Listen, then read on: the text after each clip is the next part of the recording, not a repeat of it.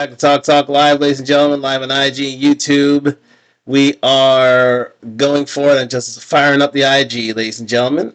Sorry about this. Give me 1 second. Why is it? Okay, fair enough.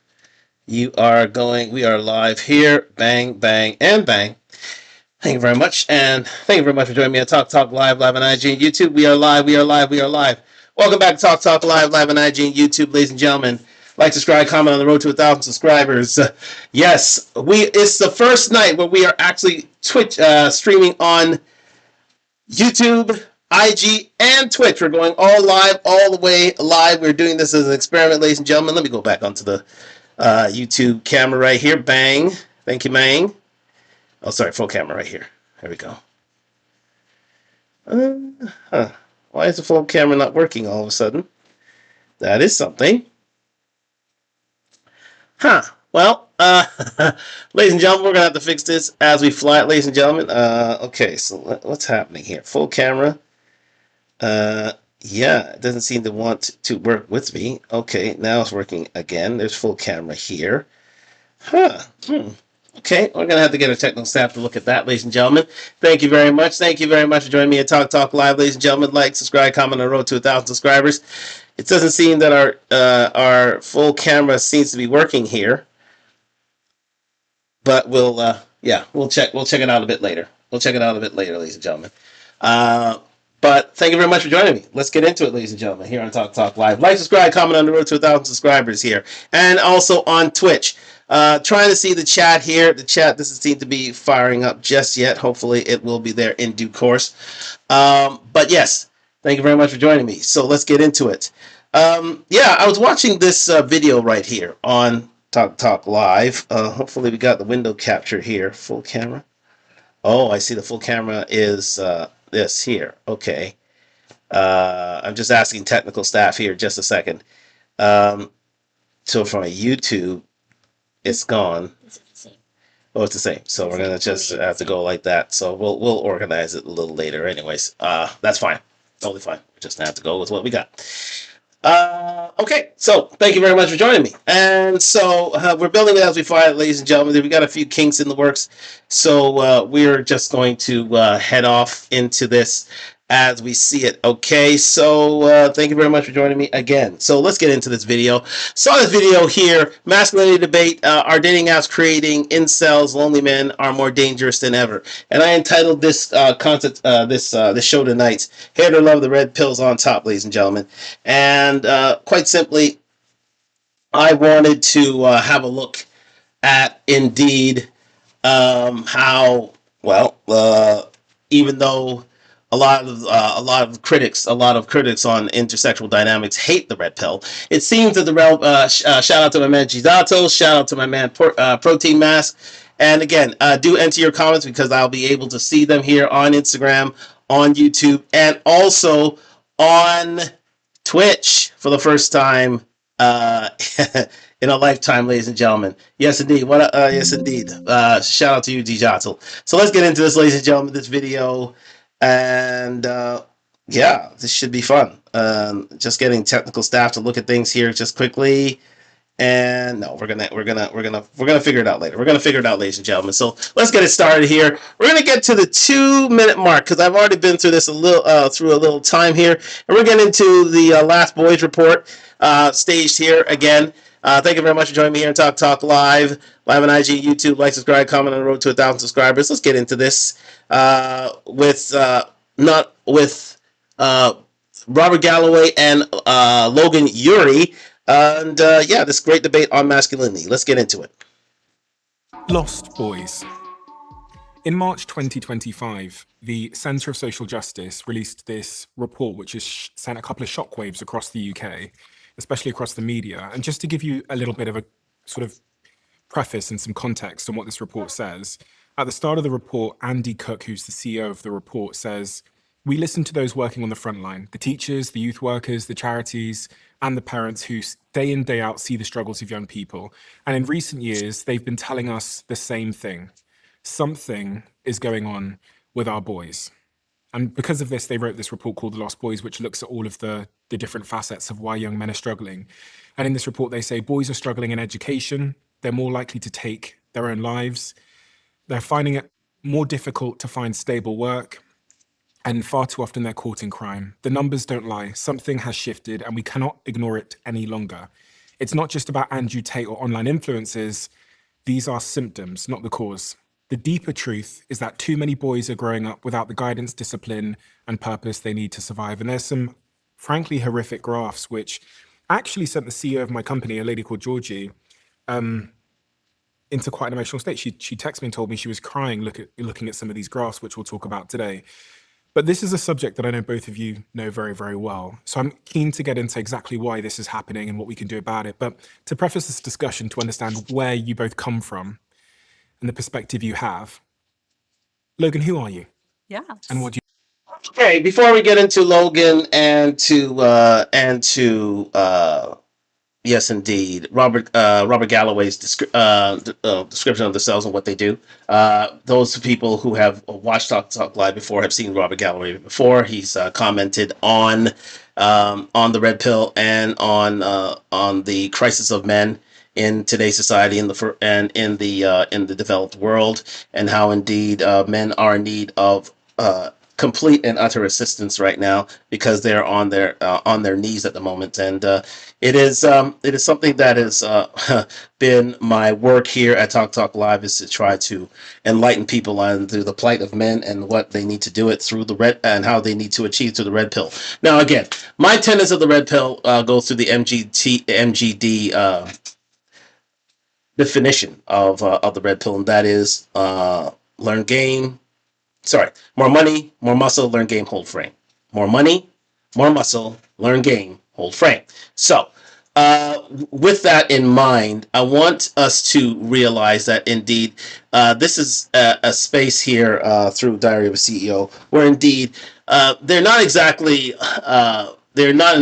entranced or in love with the leaders of the red pill, those being the likes of a Raul Tomasi, the likes of a Myron Gaines from Fresh and Fit, the likes of the late great Kevin Samuels, and also the likes of the one and only Andrew Tate.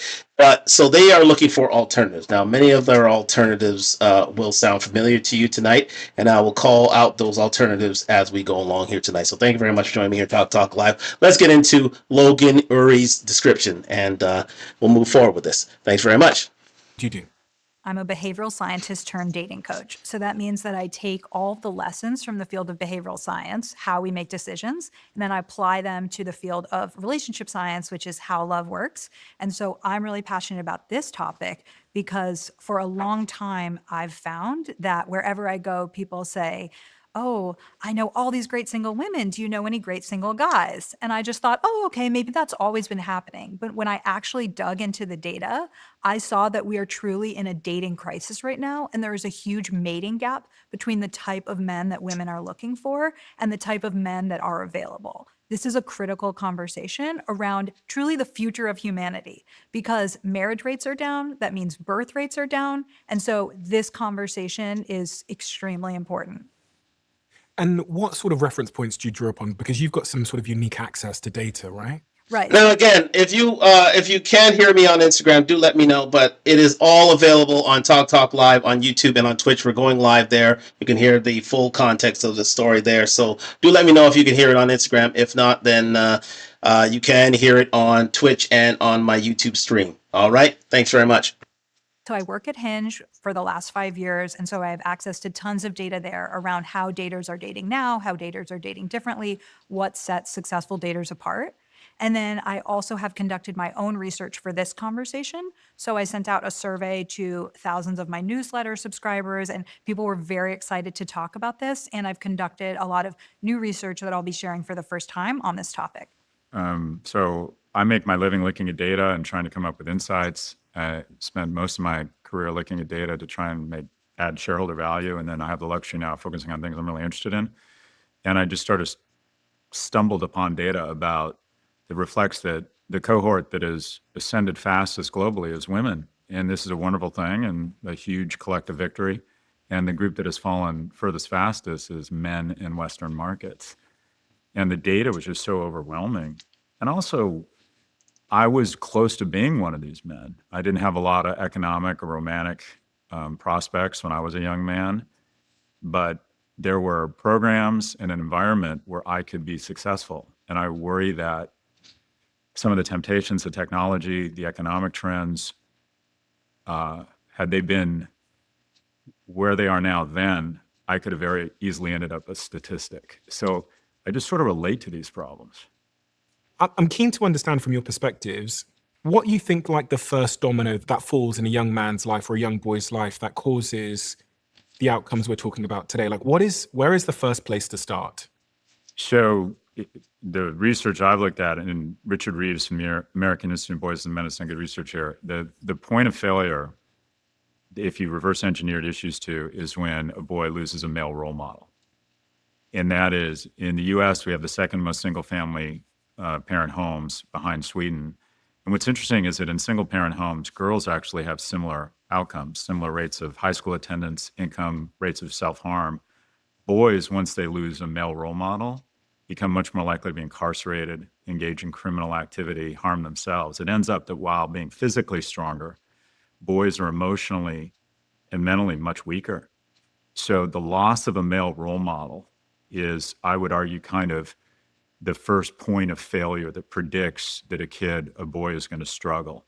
And that has impacts on family court, economic policy, and just general zeitgeist in our society, where men need to step up. If we want better men, we need to be better men. We need to step into that void.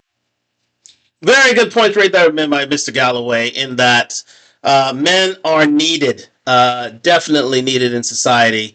Thank you to all shades. Thank you to Be Stronger for joining me tonight. Men are definitely needed in this society. They keep women off the pole and men out of jail, quite simply. And Mr. Galloway is right. When the male is taken out of the household, when you only have single mother homes, chances of those gentlemen suffering from physical, from mental abuse, and being a part of the prison industrial complex raise substantially. So, it is time for us gentlemen to take account of ourselves. First of all, we have to be accountable. We've always had to be accountable as men. And the fact of the matter is there aren't any men in the homes. Now, some of those men are indeed shunned from the home in many circumstances, where the mother holds their children hostage, not seeing their fathers, when in fact it shows detrimental harm. But we must acknowledge also the fact that there are absentee fathers out there, and we must at all times be accountable to our own men and make sure that they're staying in their home and doing what's possible. For the most part, I think most men are doing what it takes to make sure their families are there. But it's best that they are in their home with their sons, because they become physically and emotionally well adjusted. Their tendency to earn higher degrees is that much greater, and also their chances of finding new relationships, finding sexual partners, getting married and having kids rises as well. Let's continue.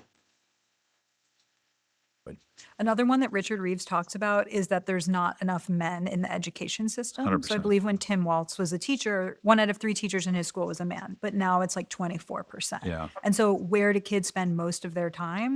In school. And who's teaching them? Mostly not men. And you think, well, very good point raised there by Logan Uri. Male teachers have left. Male teachers have gone away from male teachers have gone away from schools lately. As they've already said, 25% of teachers are indeed men, and so that's where you find your first role models. And so we are in a predicament where indeed we need male role models need to find their males need to find their role models elsewhere, for lack of a better word. Sorry about that, but they need to find their. Yes, indeed. Yes. Yeah. You know what, Gisato? My condolences to you, sir. I just saw your comment, and my condolences to you for what you're going through right now. So again, sorry to hear about that, Shitato. My condolences to you and yours, and prayers up indeed. So again, yes, getting back to it, teachers have been away from the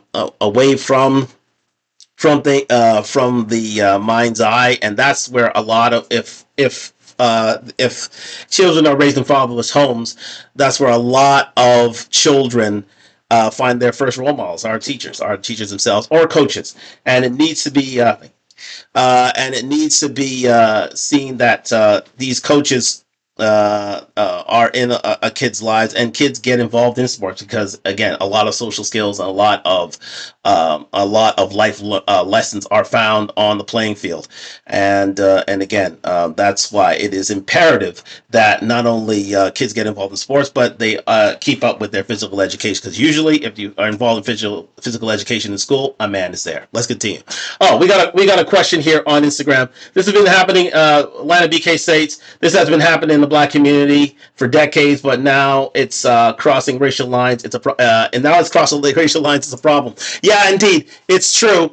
But I think Black men are starting to get things together. So, Black men are seen as some of the more in touch and involved fathers out there, as said by the statistics, and as ruled, and it rules out most of these stereotypes. And again, yes. I think the world is starting to notice now with the divorce rates up, now that single motherhood has crossed racial lines, as they say. Yes, people are starting to get to notice. It's sort of like the fentanyl crisis. Once it hits certain races, certain genders, then it becomes a problem. Then it becomes an issue, and that's the sad part. So, good question raised there by Lana BK. Yes, indeed. Going on, why do you think the male teachers are leaving? I think it's simply because it's much more lucrative. Thank you very much for your question, All Shades.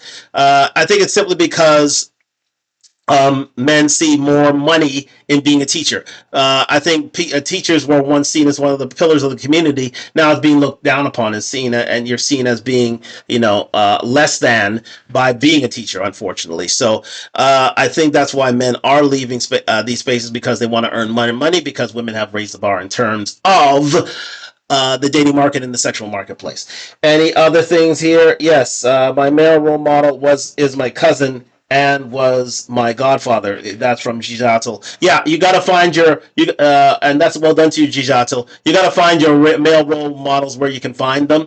And I'm glad you can find those too, because again, it has to go through extended family. I think that's been part of the Black community, the Black diaspora experience for years now. If it's not to be found within the nuclear family, it has to be found outside of the home. That's where grandfathers, that's where uncles, that's where cousins, that's where godfathers, as you say, come into play when it comes to being a role model here. So thank you very much for all your comments. We are there just being flying in. Low Life says, red pill, this blue pill, that, be people, bro. Yeah, I can understand that. Just be people. But again, there is a crisis out there, and I think red pill have provided answers, unfortunately, and they are being shunned simply because of the red pill leaders, unfortunately, here, but who have taught just being manly is a good thing.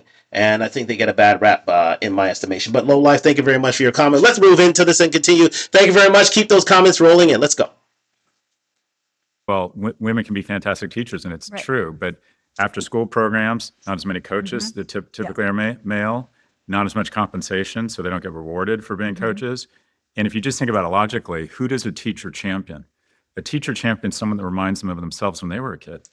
So, and also just look at there's incredible bias, I would argue, against males in school. A boy is twice as likely to be suspended on a behavior-adjusted basis, twice as likely to be suspended for the exact same infraction as a girl, 5 times as likely if it's a Black boy. And once you're suspended twice, it probably means you're not going to college. In addition, look at the behaviors we promote. Read that back one more time. Step up. If we want better men, we need to be better men. We need to step into that void.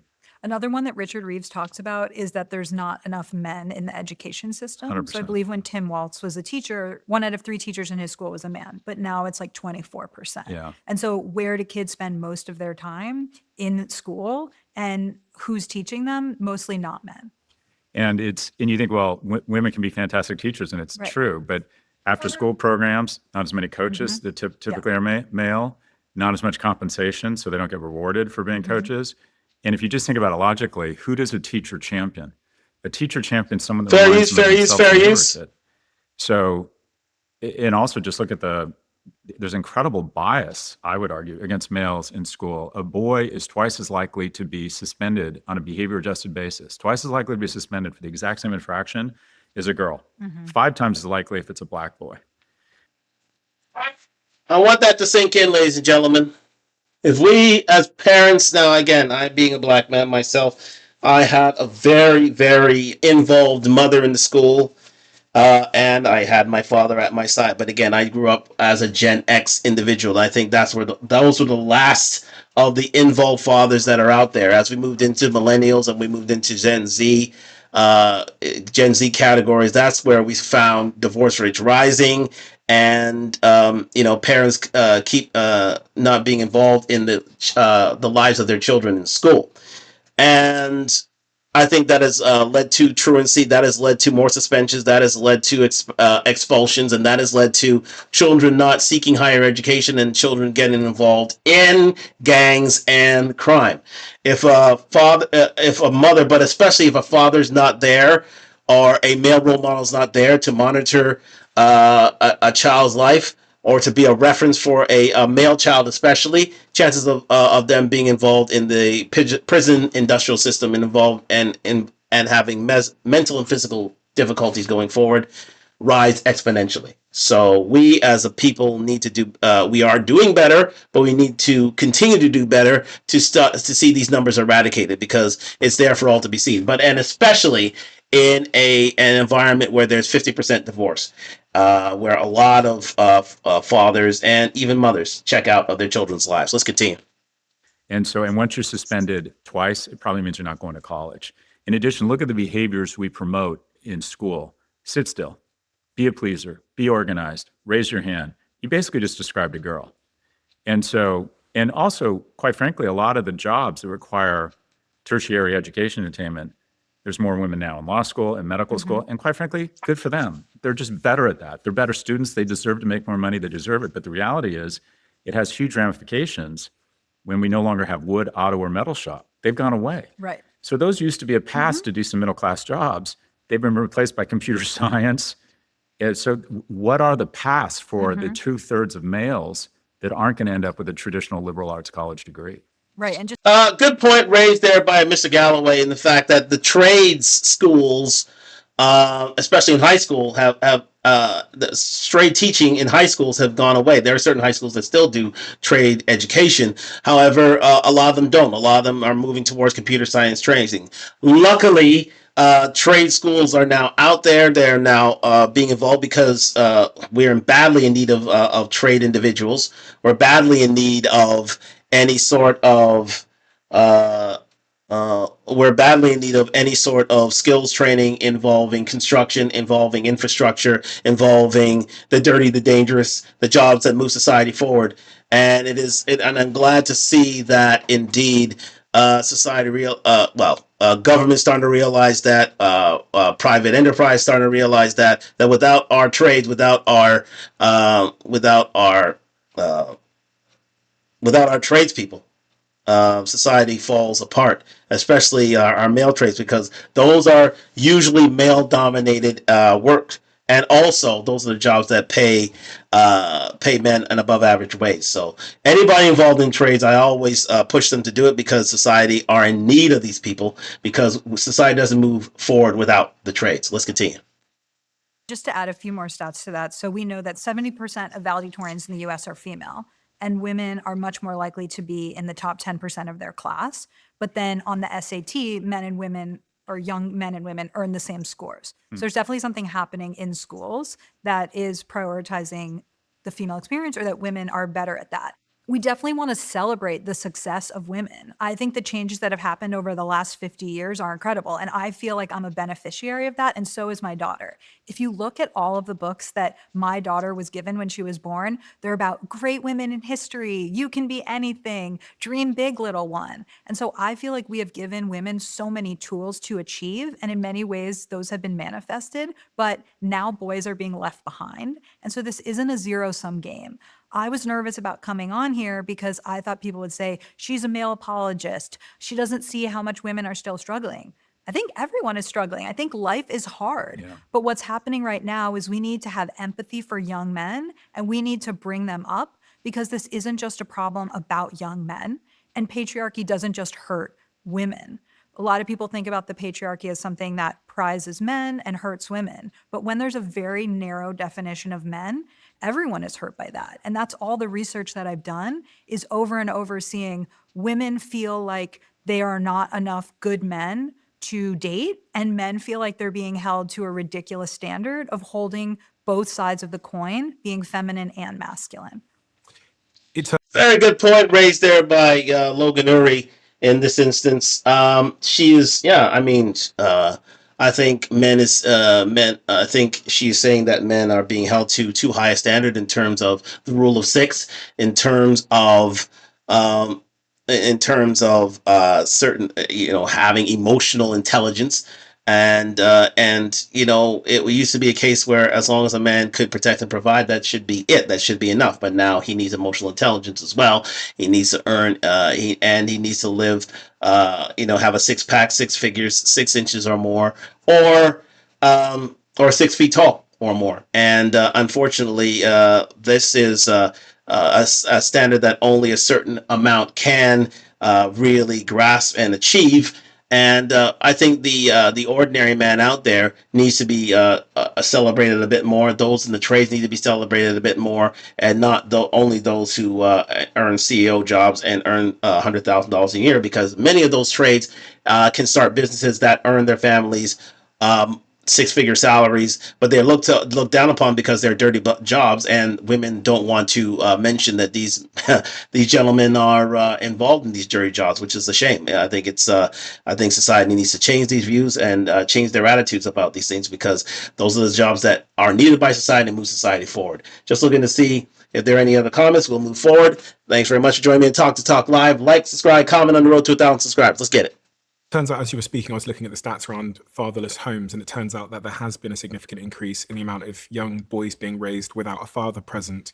About 25% live without a biological step or adoptive father, according to the National Fatherhood Initiative. In the US has the world's highest rate of children living in a single-parent household, and 92% of the time that's with the mother alone. And in 1960, there you go. I think it's coming. I think we did a study on that with Valuetainment. I think it's 72%. I think it's over 50% of children now live in single parent households. 50% of children. That is astonishing. That is something that I never knew growing up, but it is a reality now because, there are a myriad of reasons, but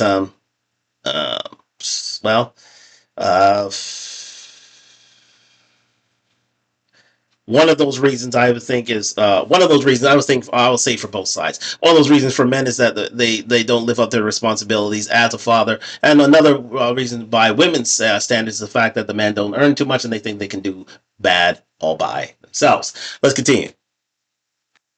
68, only 11% of children lived with only their mother, compared to 21% in 2020. So that's doubled in the last 50 odd years, which is pretty staggering. And then obviously the consequence of that, as Scott described, is that individuals from father absent homes were 300% more likely to carry drugs, to carry guns, to deal drugs, and there's this huge plethora of mental health consequences if you don't have a father in the home. I mean, what do we do about that? And where are the fathers? Yeah. Where are the role? Where are they going? Well, it's complicated. There's male abandonment. There's just no getting around it. But also, going back to family courts, sometimes the courts in the our economy make it difficult for a man to stay involved in the kids' lives. And also, family court's getting better at saying, all right, the kids, I mean, just a personal anecdote. I have a friend who recently has gone through divorce, 2 daughters, very much wants to be involved in their lives.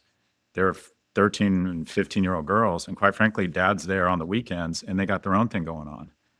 And they don't necessarily make dad a priority. And dad's not around for what I call the garbage time. And that is what I found with my boys is the moments of serendipity and connection happen randomly when you're taking them to school, when you're out in the back, jumping around or playing whatever it is, these garbage moments. And when you're not in the household, for whatever reason, there isn't that much garbage time. And I think slowly but surely they lose sometimes connection with their kid. There's something weird going on. I'm curious, Logan, if you've got data on this, but you have a 1-year-old daughter, right? You're going to be amazed when my 14-year-old boy had a Halloween party. And the boys are like cute, but they're dopes. They're boys. There's some 14-year-old girls who look like they could be the junior senator from Pennsylvania. They're 5'10". They're articulate. Yeah. Hello, Mr. Galloway. How are you? What a lovely home. And the boys are like, I don't know. And biologically, girls mature faster. Their prefrontal cortex is 18 months ahead of a boy's. An 18-year-old girl or woman is competing against a 16-and-a-half-year-old when she's competing against an 18-year-old. And they're even finding that it's getting worse, that women or girls are starting to menstruate earlier and boys' testicles are descending later. So the gap in maturity, biological gap, they think might even be growing, and they don't know if it's pesticides. But when I meet my 8th graders' colleagues, there's a huge difference between between the boys and the girls. Yeah. And one of Richard's suggestions is that we redshirt boys, that we hold them a year back. The boys start kindergarten at 6, whereas girls start at 5. So the research in the UK shows that 70% of girls are ready to start school at age 5, but many fewer boys are capable of starting at that age in terms of readiness. And so if you were to hold boys back, then they might be on more equal playing field for those critical moments of 4 to 5, of 13 to 14, where the brains really develop at a different stage. Good points raised there by both candidates. I mean, getting back to it, I mean, having a father in the home is integral for women to mature, because the first relationship for most women is their father. So having a good relationship is your dad, meaning having great relationships with most men out there, being their first love, and not having that experience with a man means that they can be lost to certain acts of depravity, and also a lack of understanding of men, and simply put unhealthy relationships with men.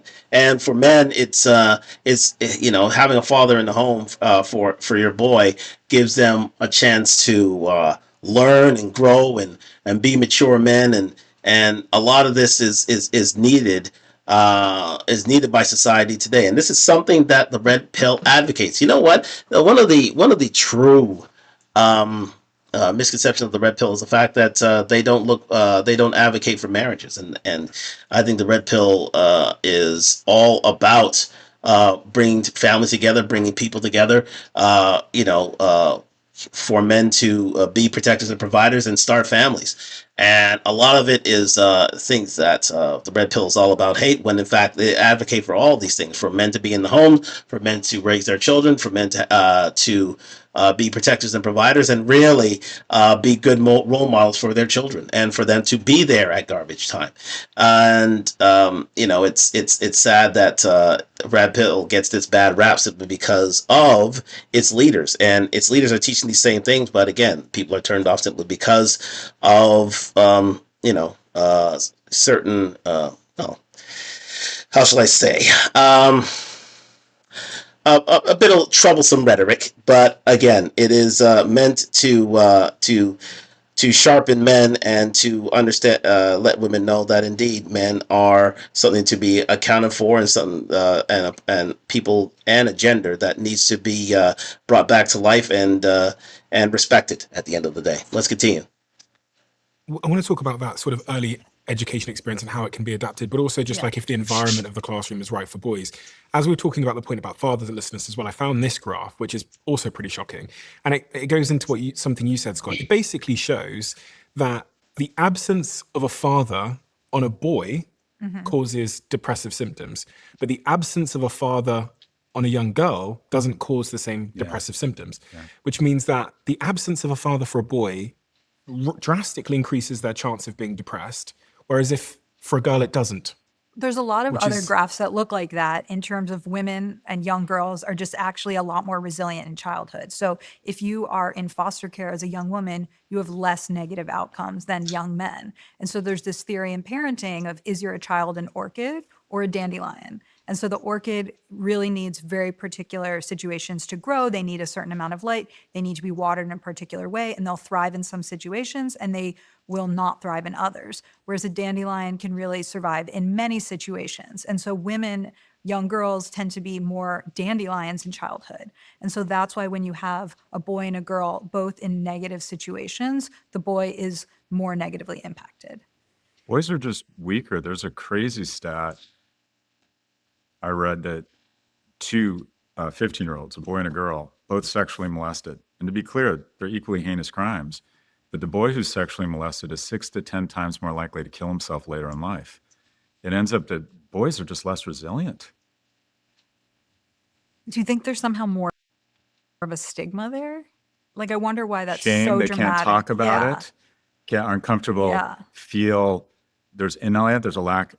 I mean, I think just until a few years ago, the social incentives were to never speak about it. Right. I was on Lewis Howe's podcast, and he just openly said, I was sexually abused as a child. And it was so shocking for me Wow. to hear this big, handsome guy. Yeah. I don't think he would have said it 10 or 20 years I ago. agree. I think people would have assumed that it was his fault. It made him less of a man. So I think a lot of that has hopefully gotten better. But we just have to acknowledge boys mentally and emotionally are weaker than girls.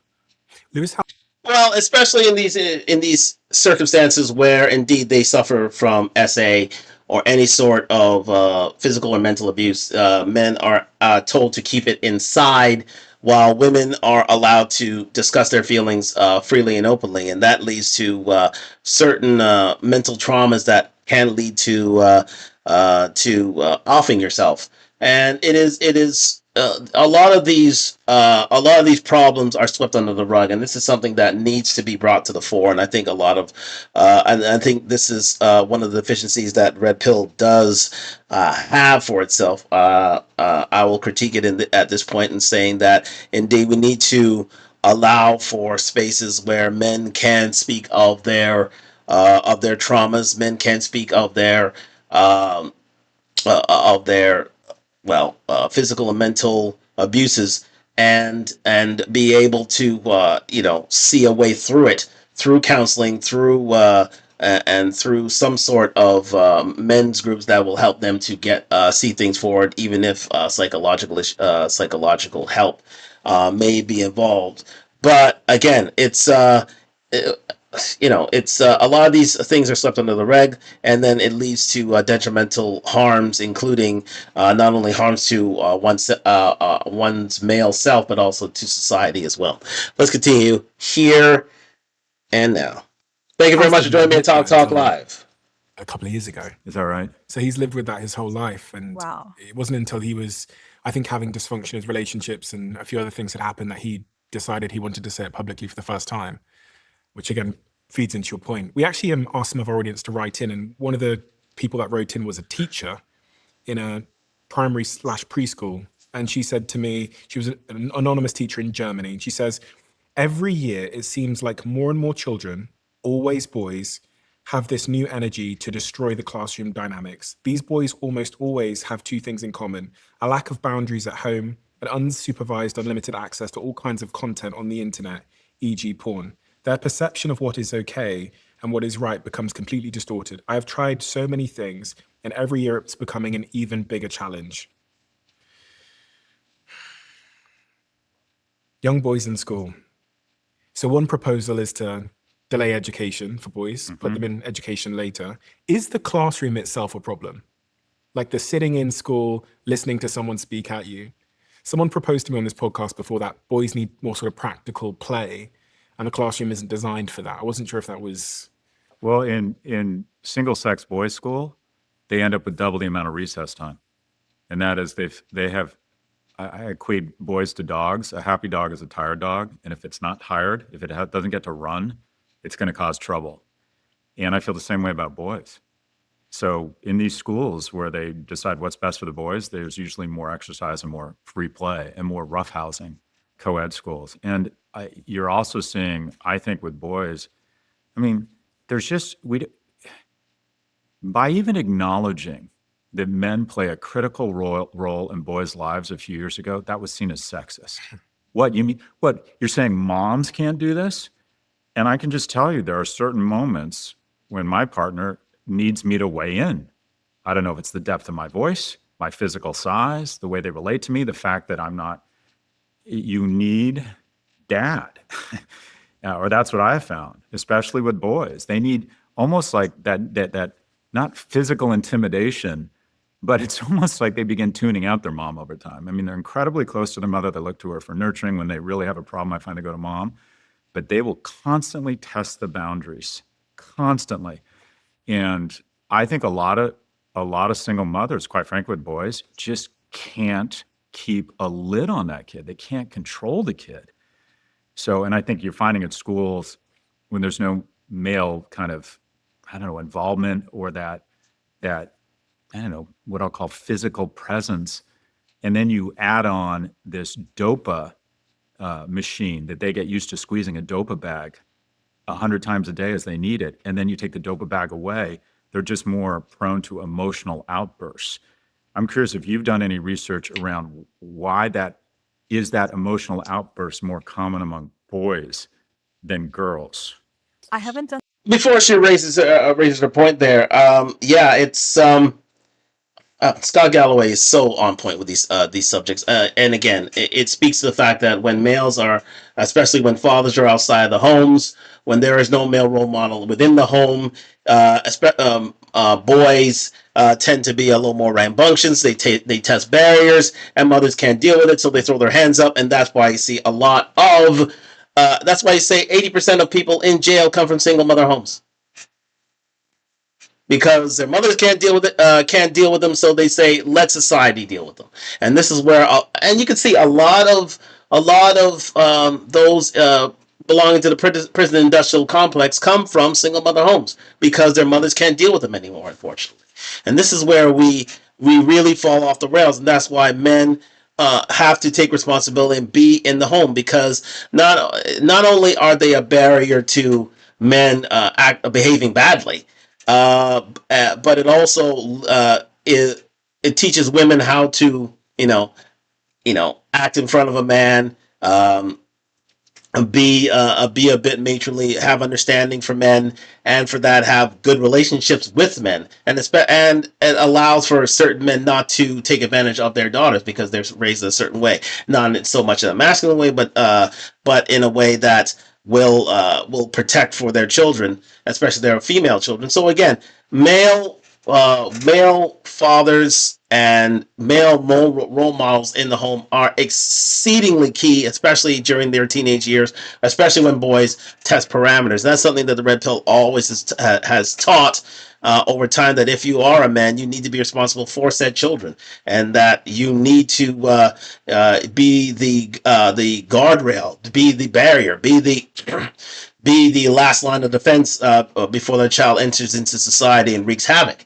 And it's our responsibility, it's our duty as men to make sure that these children go into society as good, upstanding citizens. I teach that to my nephews and anybody who wishes to speak to me. And again, there are a few in my family who need that sort of guidance, and I'm happy to provide that because unfortunately we live in a society where single mother homes are becoming more pervasive, unfortunately.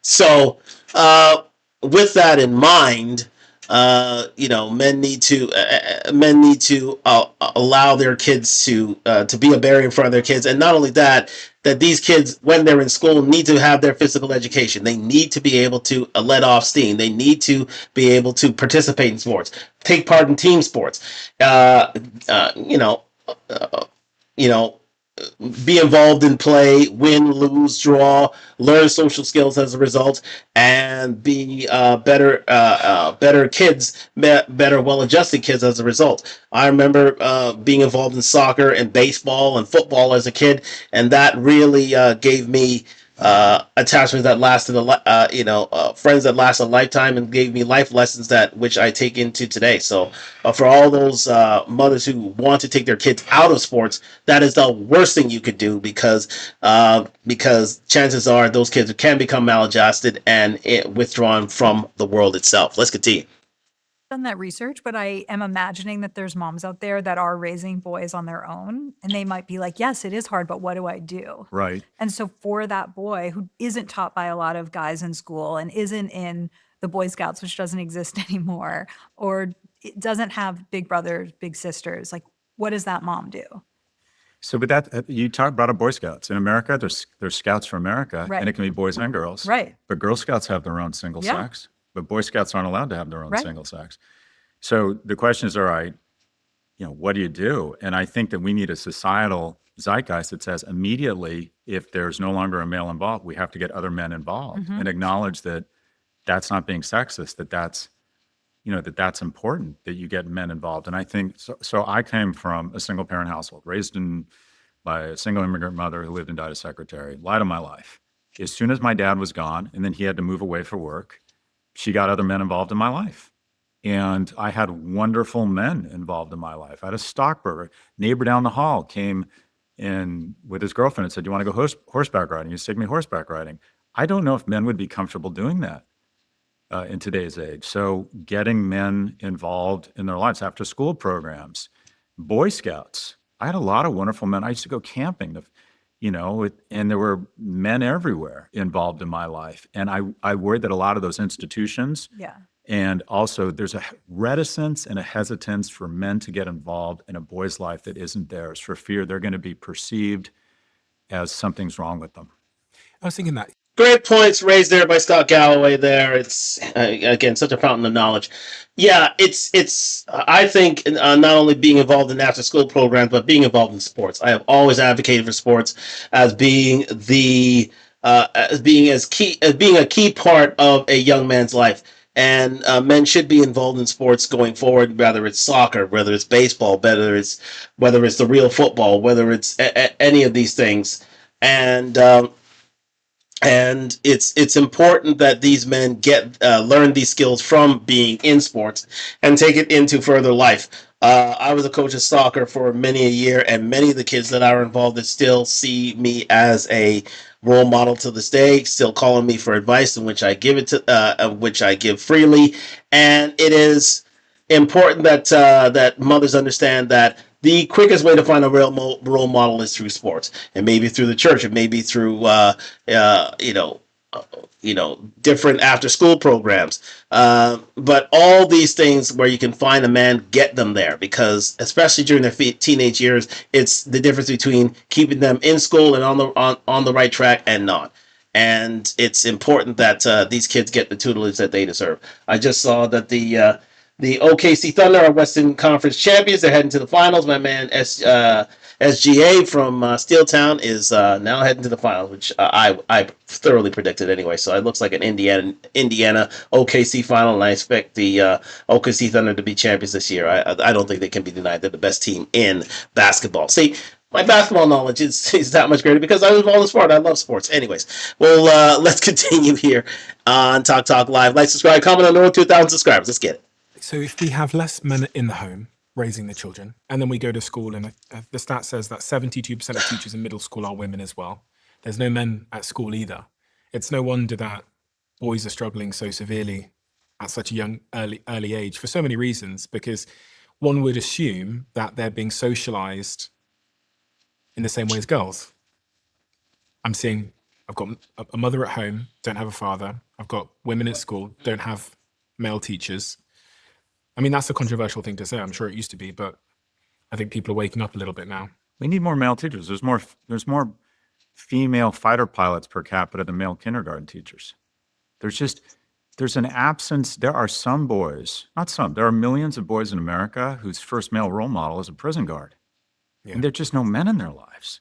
After school programs being canceled, no women, very, very few men, K through 12. Dad's not around. There are literally communities. You read articles about it where it's like, where are the men? Yeah, that's what I'm trying to figure out. Where are they? Online. Doesn't look like they're in work. And this is something that I push for right now that is outside the red pill. Oh my gosh. This is something that I push for right now in that, men should be involved in teaching facilities, and there should be, incentives for men to get involved in teaching. Quite simply, I know this is a controversial subject, but I think with men needed in schools, I think there needs to be an incentive. There needs to be some sort of program that will allow for men to get involved in school much quicker, or an accelerated program for teachers and teachers college, because again, men are needed in schools, and there's an absenteeism of such things. And, far be it from me to disagree with the Equal Pay Act, but any sort of incentives, financial or otherwise, for men to get involved in schools would be excellent, so that young men could see role models within schools. Because I think a lot of men are running away from schools simply because the money isn't there for them. Because in order for men to get on the sexual marketplace ladder, you need to earn more, and that money can't be earned in school. I think for women, it's not seen as a stigma for you to be a teacher, but for men it is, because you can't earn as much as possible. So men are leaving the classroom, unfortunately, and that has to be changed, because again, more money is one of the tenets of the red pill, and unfortunately, being a teacher is not exactly a lucrative financial move for most men. So men are leaving said facilities in order to earn money elsewhere, and men have to be incentivized to come back to schools for the most part. Let's continue. They're not in college. The reality is, there just aren't, for a lot of reasons, a host of reasons, a lack of male involvement in kids' lives is a big factor leading to this. There are other factors. There's socioeconomic factors. There's biological factors. There's a lack of vocational training.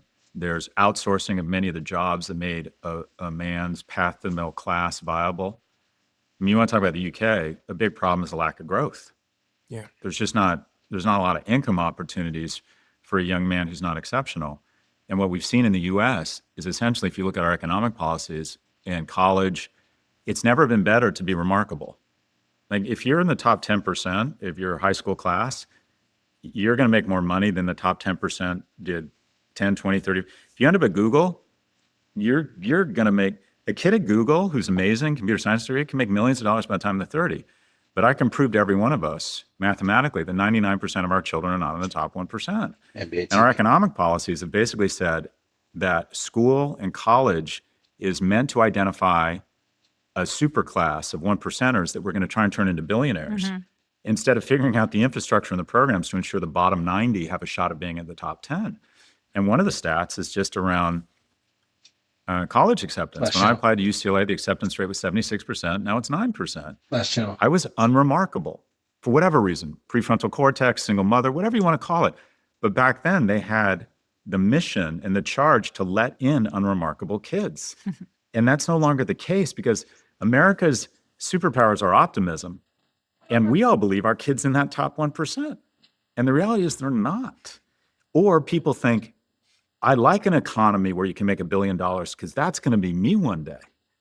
So they have ignored the fact that we are crowding more and more prosperity and opportunity into the remarkable. And for me, it comes down to what do we want in America and the UK? Do we want a super class of billionaires, or do we want a society and an operating system that gives unremarkable people a shot of being in the top 10%? It's become winner take all. And we have purposely created a set of economic and educational policies that crowd a massive amount of prosperity into the top 1%. And we have opted for it because we believe we have a shot at being in that top 1%. And this is one of the things that really is a shortcoming of the red pill. to be fair and frank, and that is that it's always a push for more money. And with that push for more money, just being ordinary, just being average is not good enough. And so, Red Pill does not advocate for usually the little guy or for the average man.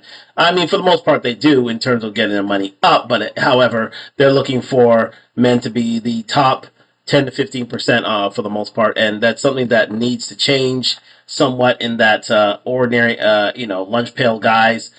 And let me say this: Kevin Samuels was always an advocate for blue collar workers, and God love him. But many red pill leaders have yet to come around on the subjects and really have yet to champion the average man. And I think that needs to change within the red pill. So that is one critique I have of the red pill, is that the average man isn't championed. Let's continue. I love that because I think the winner takes all applies to a lot of different things. So I bet the top 10% of Americans now are healthier than they've ever been, while the rest of the country 100%. has never been healthy. Best never healthcare in the been less world if you're in the healthy. top 10%. Yeah. Or in marriages, the top marriages today are the best marriages of all time, yet we have declining marriage rates. So we're nearing the lowest rate of marriage that we've ever had in American history. So most people or fewer people are getting married, but if you're, two college graduates who get married in your 30s, you might have an even stronger bond than people in the past. But that is a small group at the top. Marriage has become a luxury item. Yeah. If you're in the top quintile of income earning households, you're 75% get married. If you're in the bottom quintile, only 25. If you're in the lower quintile of income earning men, only 1 in 4 chance of getting married. And this has huge impact on our society because we know that married people are healthier, they're wealthier, they live longer. When couples are married, they actually have lower rates of child poverty. And so this has huge implications for our society if we're having fewer marriages, especially when you think about having fewer babies. I want to get into dating and marriage. Okay, let's move forward a little bit here. And again, yeah, indeed, it's best to be married. I think those coming from 2-parent households, your chances of getting living above average life for you and your family are increased dramatically, and those numbers are falling. So we need to get men and women back together and procreating and getting them married and staying together for longer. But again, as the red pill always teaches, is women are incentivized to leave, thinking that they can indeed be paid on the other end through alimony and child support, and that needs to change in terms of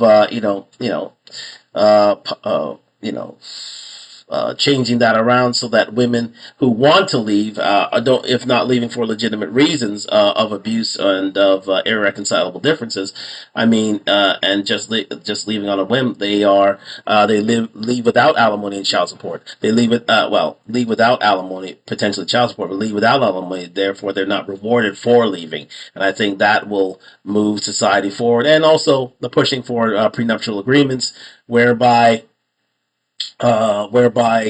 people leave with what they came into the marriage, and that in of itself brings people together rather than tearing them apart. And that is contrary to a lot of what people say, and that's one thing the red pill does advocate for. So a lot of these things are, I think, pushed for by the red pill. It's just that they don't like the purveyors of the content, the purveyors of the knowledge, the Andrew Tates, the Myron Gaines, the Fresh and Fits of the world, the Kevin Samuels, for instance, and also other leaders in the red pill, including Roto Tomasi. So it's a shame that people they only see sound bites rather than seeing the whole picture of things, and why the advocacy of men is so important these days.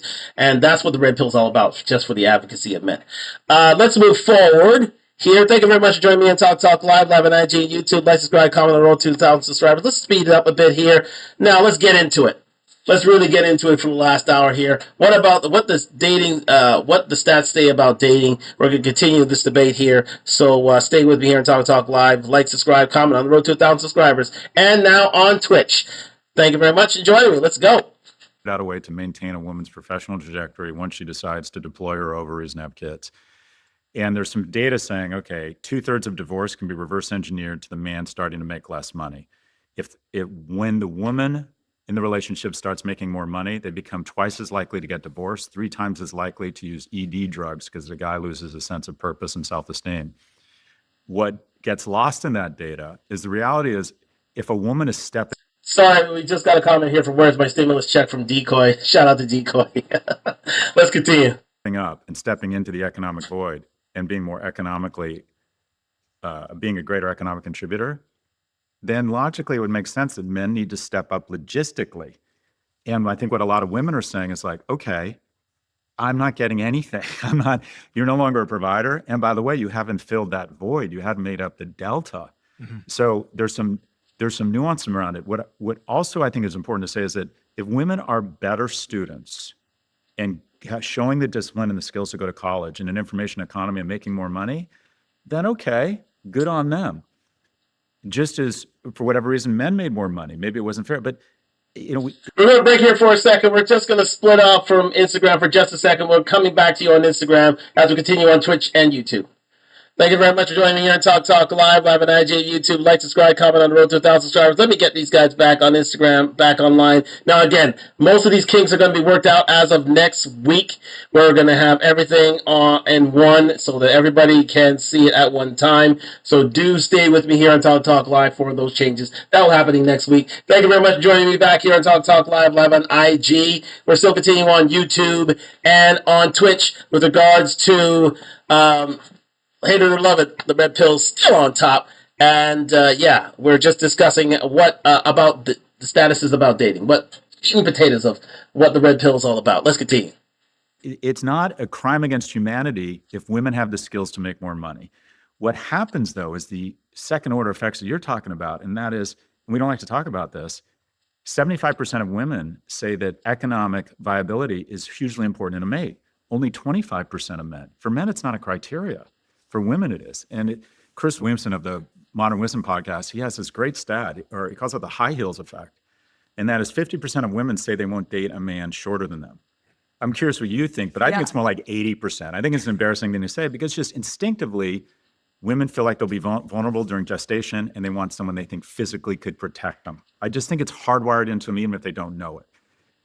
Women metaphorically are getting taller every year, and women made horizontally and up and men horizontally and down. Right. And when the pool of horizontal and up keeps shrinking, they just have, so this notion, a ton of great women, where are the men? Or there's no men? There's a lot of men, just not men they'd want to date. Right. And then you speedball it with the guys who are in the top 10% can engage in Porsche polygamy. They can get a date every goddamn night, which does not encourage long-term or very good behavior. So the guys they all want are not incented to enter into long-term relationships. And the bottom half of men are literally shut out of the mating market. And we always kind of, and this goes to your ballywick, kind of portray men as the predators and the idiots and they just got their act together. There's something strange going on in that as online dating. When a woman can go out with a guy, a high status male, and I'll put forward this thesis and I want you to respond to it. She can have sex with him, which gives her the impression that's her weight class for a relationship, but he's not interested in a relationship. And then she basically decides the bottom 90 are no longer in her weight class. And you can't tell a woman to lower her expectations, but the reality is, and what the data I've seen on dating apps is that all of the women want the same few guys, and they shut out the rest.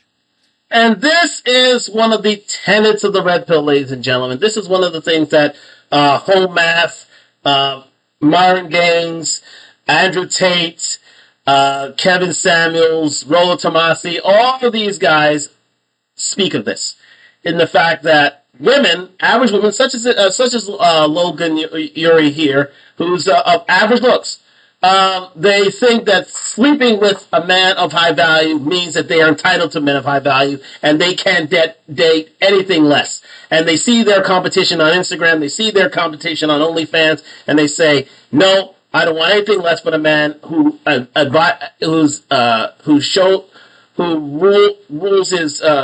run by the rule of 6 and can provider with a lifestyle that only a certain amount of men can provide. The top of 10-20% of men provide.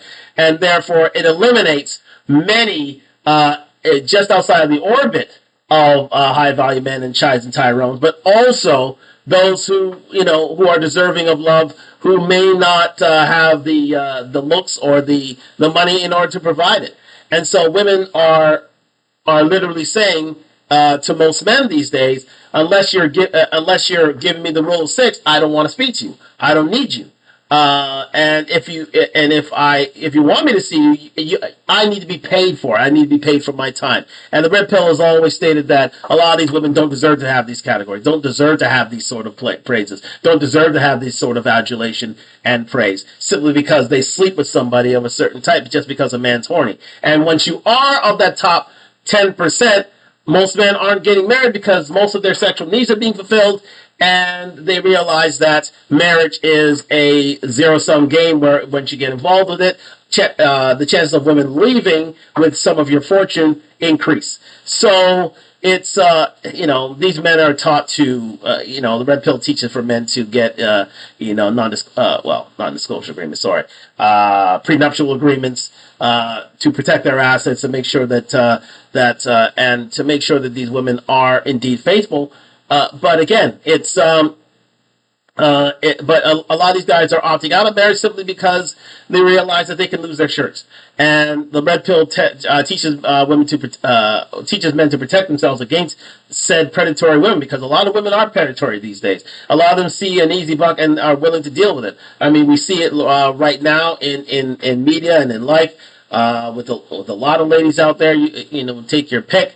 You see a Brittany Renner these days. You see Tracy Ellis Ross these days. You see an Everyday K. Williams these days. You see any choice of women out there, and men have to keep their guard up, even if they earn average money, because again, either women leave them or take them for their fortunes and their hard-earned money. And men have to protect themselves at all times, and that's what the red pill teaches. So again, it's not as if this education is not for anything, and you don't like like what's being said. But the fact of the matter is, it's helping men navigate the sexual marketplace. Let's continue. Yeah, okay, so there's a few things I'll respond to there. So one, going back to the income graph, I want to just call out that yes, right now in a few urban markets, women are making more than men. So women in DC and New York under 30 are making more than men on average, but in most situations, men are still making more than women, but we're talking about a projection. Going back to the dating research. So yes, it's exactly as you described. What we have right now is there's fewer. And again, that projection usually spans over a man's lifetime. So he start earning way more in his 40s and into his 50s until he reaches his peak into his 60s. Sorry, that's where men reach their the highest earning value. We have Freddie Durbin. I can't tell what side you're on. I can tell you one side I'm on. I'm on the side of men, and I'm on the side of men.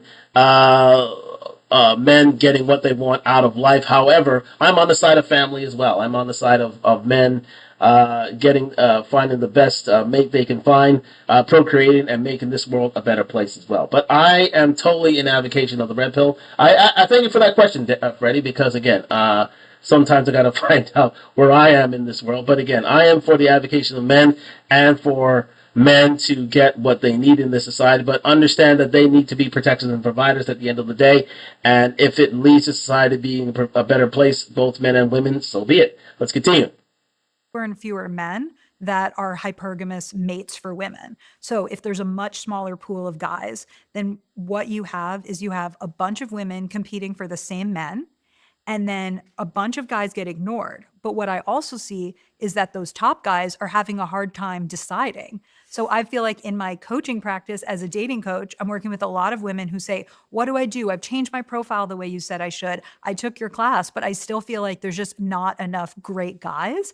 And then I work with these CEO men who are having such a hard time choosing.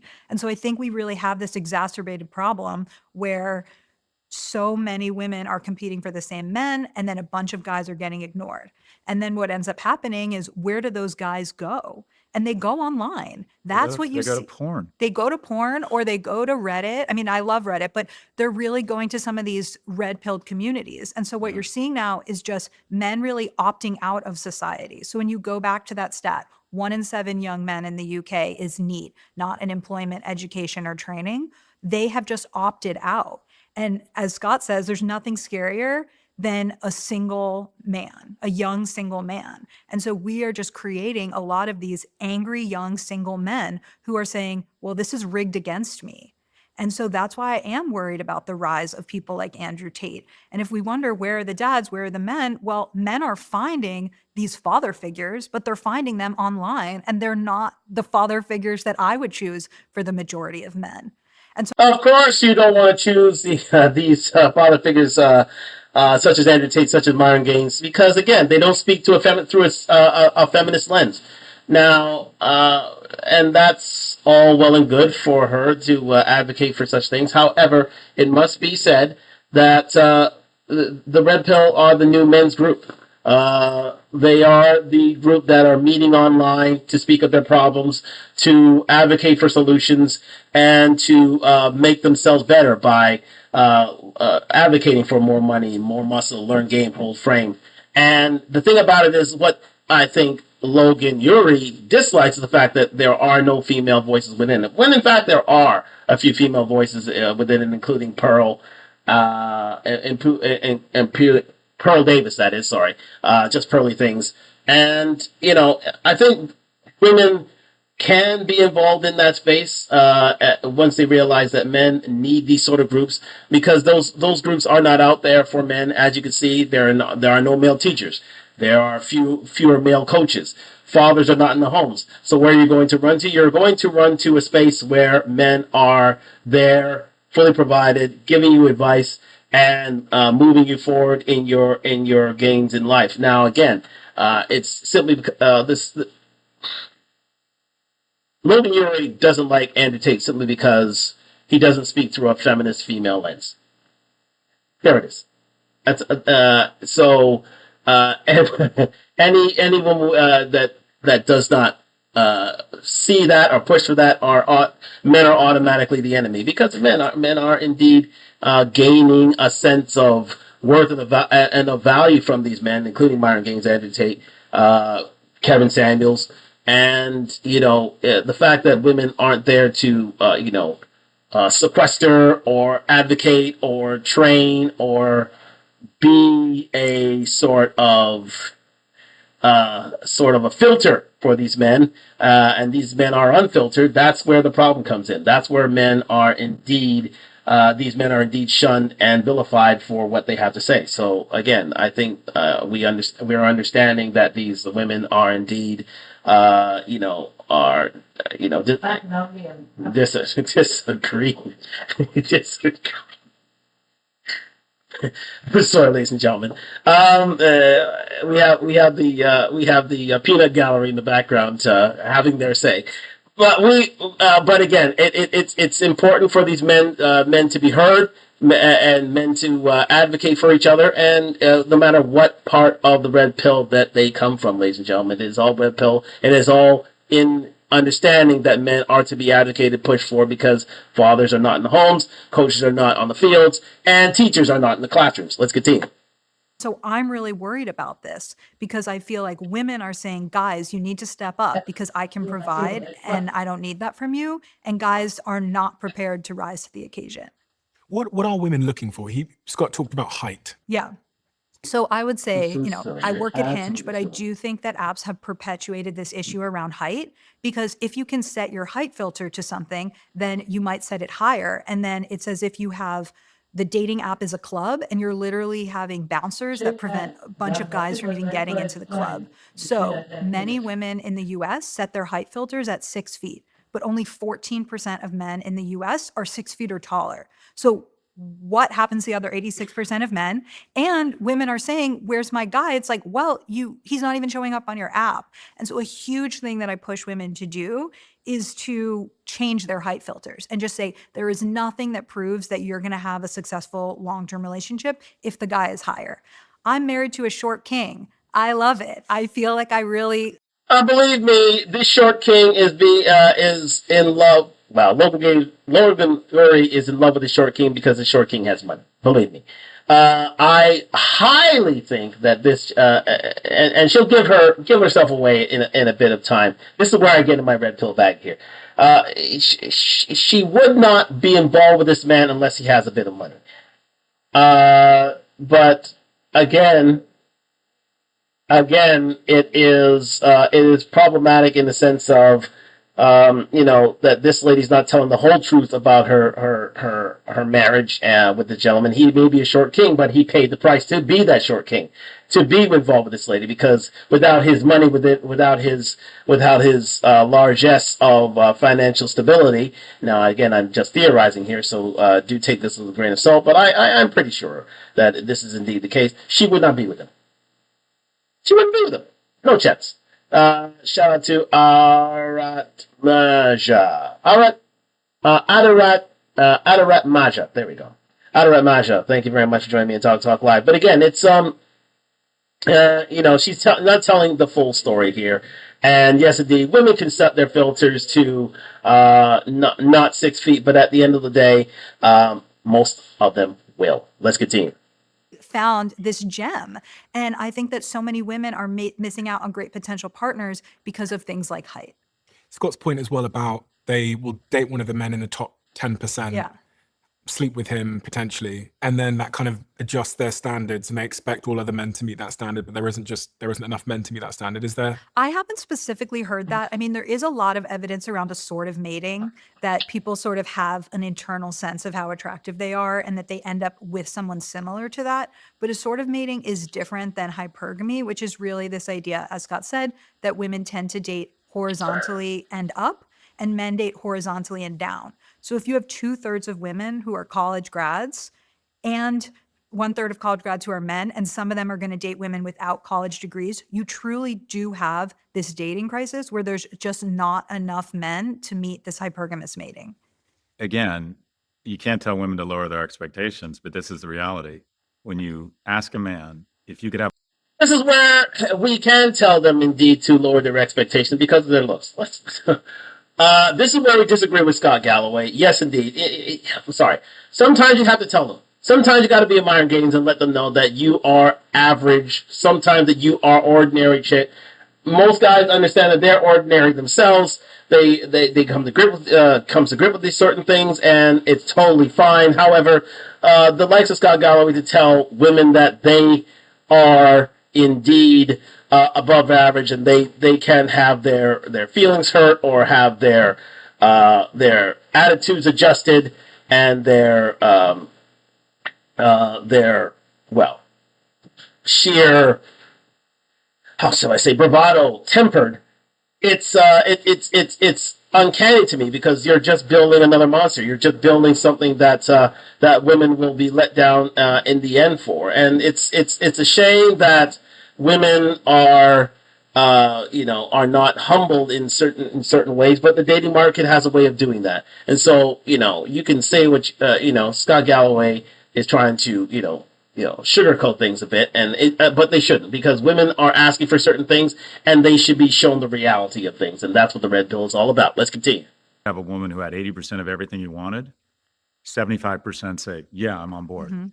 When you say to a woman, a man has 80% of what you want, 75% say that's not enough.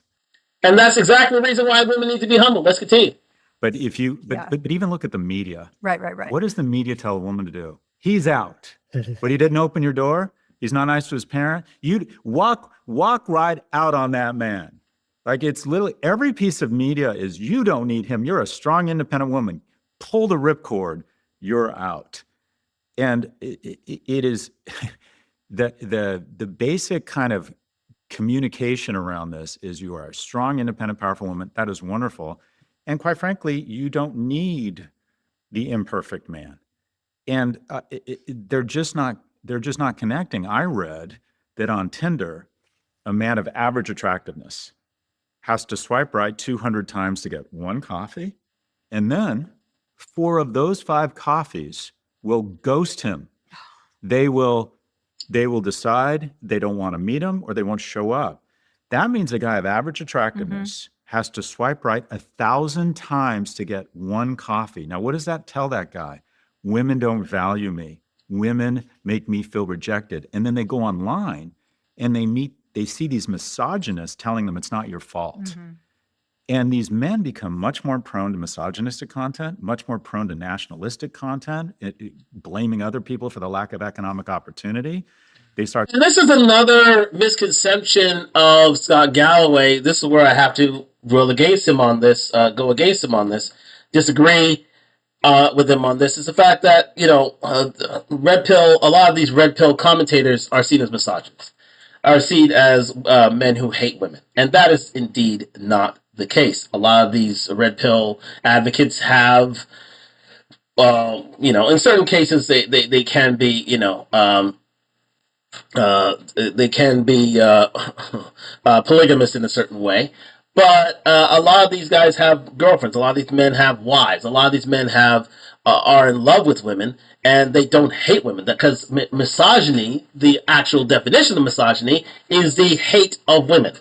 And I don't see any of these commentators, including the late great Kevin Samuels, as being haters of women. And so Scott Galloway has, I think, got the wrong end of the stick on that front. And so I have to go against him on that, in the sense that a lot of the leaders of the red pill are very much in love with women, treat them with love and respect, are willing to protect and provide for them, because they fall into a certain remit of womanhood that these men are looking for, because they are high value men in and of itself. And a lot of men are looking for this respect, and in many other societies, patriarchal societies, they get this sort of respect. But in the Western world and in the African diaspora, here in the West, you're not getting that sort of respect, unfortunately. And unfortunately, those who demand respect without giving it will face will get the backup of men, to be fair, to borrow an English phrase, and will face their criticism and actually be walked away from by men. So these men, these red pill advocates, are not misogynists. Most of them have been involved in long-term relationships for many years and realize there's a certain way that women should be treated with respect and love, but however, men should be treated in the same way for being protectors and providers, especially if they're willing to die for a woman's well-being, and also to work their fingers to the bone for their families. So again, I think that that is a misnomer and a bit of a faux pas on the part of Scott Galloway. Let's continue. Starts sequestering from society. I worry that we are literally evolving a new species of asexual, asocial male. And if a man by the age of 30 hasn't either lived with someone or married someone, there's a 1 in 3 chance he's going to have a substance abuse problem. Wow. In addition, it goes so much deeper than that, because if they don't develop the skills, the reason romantic comedies are 2 hours and not 15 minutes is this shit is hard. Like, finding an attractive, intelligent woman, generally speaking, 75% of people who've been married longer than 30 years say in the beginning, one was much more interested than the other. And it was almost always the man. Women are much choosier. The basis of evolution is seed trying to get everywhere, men, and women deploying a much finer filter to select the strongest, smartest, and fastest speed. So men need an environment to demonstrate excellence. And you hear these women talk about it. He was kind. He was good at work. I liked the way he smelled. He was funny. Where do men demonstrate excellence? When they're not going to college, they're not going into an office because of remote work. Where do they're not going to church, they're not going to temple. Where does a woman have the opportunity to fall in love other than these baseline metrics? And you were talking about women say, you've seen these TikToks, over $100,000, that's not unreasonable, and over 6 feet, that's 2.2% of the male population. So where do they fall in love? Where can a man demonstrate excellence? It used to be go to temple, 7 single women, 7 single men, and they kind of paired off and worked it out. And online dating, similar to online e-commerce, online rentals, it's created a winner take most, if not all, environment. And it's basically been amazing for attractive guys, wealthy guys, tall, wealthy guys. It's been amazing for them. For all the other guys, it's been a disaster, and it's been made it mildly shittier for every woman. The digitization of mating, I believe, has been a disaster.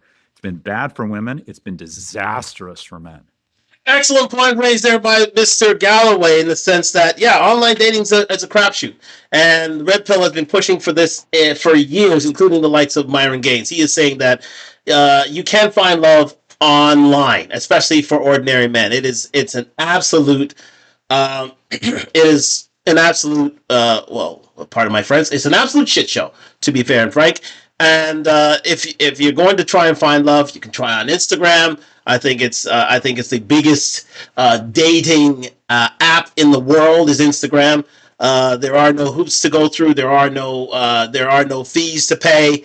And again, everybody's pretty much there. So again, the likes of that, Snapchat, TikTok to a certain extent, but definitely Instagram is the biggest dating app in the world, because most of those dating apps, including the one that Logan Uri works for, the lady who's on this show today, Hinge, is another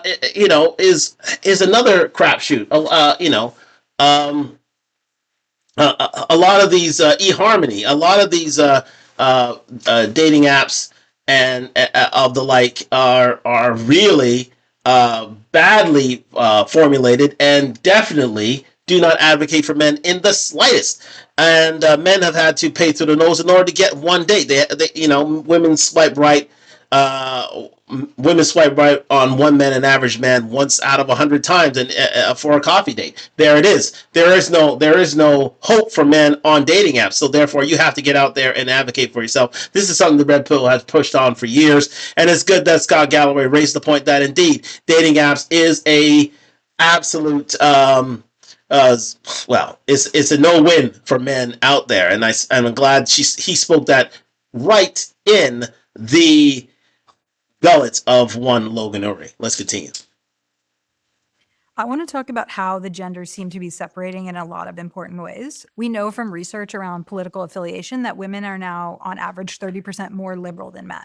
So they are definitely experiencing political polarization. Then, for the first time in history, more men are attending church than women. And when I started this research, I really came at it from this point of, is it just me, or are there not as many eligible guys? I would say the white church. I think a lot of black males in the church have left and gone elsewhere, simply because, it's prosperity Bible, and it really caters towards women rather than men. Although, so you're finding a lot fewer men in the church these days. Let's continue, especially black men. Let's continue. But when I dug into this, I found that both genders really feel misunderstood. And so I asked men and women who has more power in relationships. So equal amounts, men and women said, oh, we have the same amount of power, 42% of that. But then what was so interesting is that 46% of men said women have more power, and 46% of women said men have more power. So there's this huge feeling of, oh, the other gender has all of this power. And when I spoke to people, I want to tell you about 3 dating paradoxes that I saw. So the first dating paradox for men is this idea that now that women are providers and do not need a man to take care of them financially, they really want guys to step up with emotional support. But here's the paradox. They were not raised, and they don't know how to give that emotional support or emotional availability. So we know women, even if they have the same number of friends as guys, the women are talking to their friends much more often. Women speak to their kids, even starting at a very young age. They use more emotional language with their daughters and their sons. So constantly we have this feeling where we're asking men to do something when they don't have the skills. I was talking to my friend David, and he said women are in graduate school when it comes to emotional conversations, and guys are in 3rd grade. The other part of the paradox is that women are asking men to be more emotionally open, but then they get shamed when they do that. So we have this great quote from Brene Brown where she says, we beg guys to open up, we beg them to let us in, and then when they do, we can't stomach it. And excellent point raised there by Logan Uri in the sense of, a man is not allowed to open up because that's seen as a sign of weakness. Yeah. and women will use that weakness against them in future. Yeah, I mean, as a man, it's best to open up towards men. That's one thing that Myron Gaines advocates, is that men should open up towards men rather than women, because women will take that weakness and use it against you. They will eventually. Unless you get a really good one, and that would keep you around, and you keep her around for a long time. But rarely do women see men's emotional evolution as a sign of strength. It's a sign of weakness, and it is unfortunate that that women take advantage of men in that way, but they do. And and women see that as women see men as being impenetrable walls, as being rocks of emotion, of emotion, and the ones whom they can pour themselves into rather than the other way around. And that's always been the case. And for the most part, it's a case of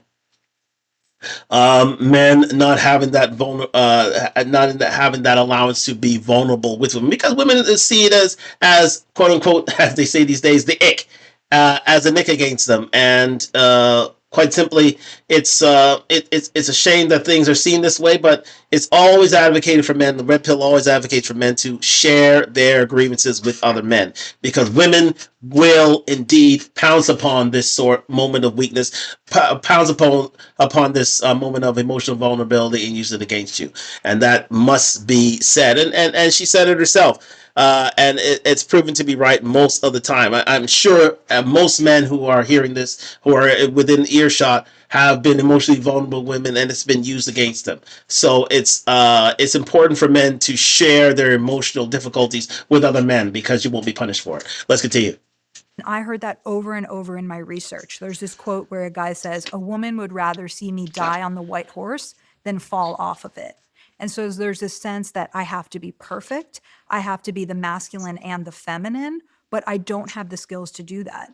And women say that they want these guys to be emotional, but as soon as they show emotionality, it can freak those women out. So one guy that I spoke to for this said, I went on a few dates with this woman. At some point, I told her that my mom had had a suicide attempt. And the next day she texted me and said, "I'm sorry, I can't see you. I cannot process your emotional trauma for you." And so guys are getting a lot of mixed messages. We want you to be feminine. We want you to support us. But when you do, it freaks us out. And so we don't want that. And digging into the research, and I want to look into this more, I think it's that a lot of women want emotional support. They want you to support them in their emotional journeys, but they're not as ready to have you open up in your emotional journey. Can I put forward a thesis, and I want you to respond to it, because I haven't done the research. In marketing, we call it consumer dissonance: what people say they want, and then what they actually buy. And what women say they want is an emotionally in touch man, and what they want is a masculine man. And that they will articulate what they want in a man. It includes being more emotionally available, and then they want to have sex with a traditional masculine man. Very good point raised by Scott Galloway. Indeed, women, for the most part, say one thing and mean another. They'll say they want an emotionally vulnerable man, but they want a rock. They'll say they'll take a dad bod, but they are more attracted to an athletic-looking individual. They'll say that they want a man who's always, who will stay home and mind the kids, but surely they want a man who's out there to protect and provide. And this goes across the board. And the thing, and it's always important to advocate, and this is something the Red Pill always advocates, is the fact that women say one thing and mean another. Unfortunately, there's this mixed message that a lot of men don't get, because what's been taught to men for the most part is that you say what you mean and you mean what you say, and that is part of manhood. But being sort of wishy-washy and sort of taciturn in terms of one's outlook is definitely something that females have been known for, unfortunately. And the Red Pill teaches that indeed it is indeed women can can advocate for one way of thinking when actually they mean something totally different, and this includes their men.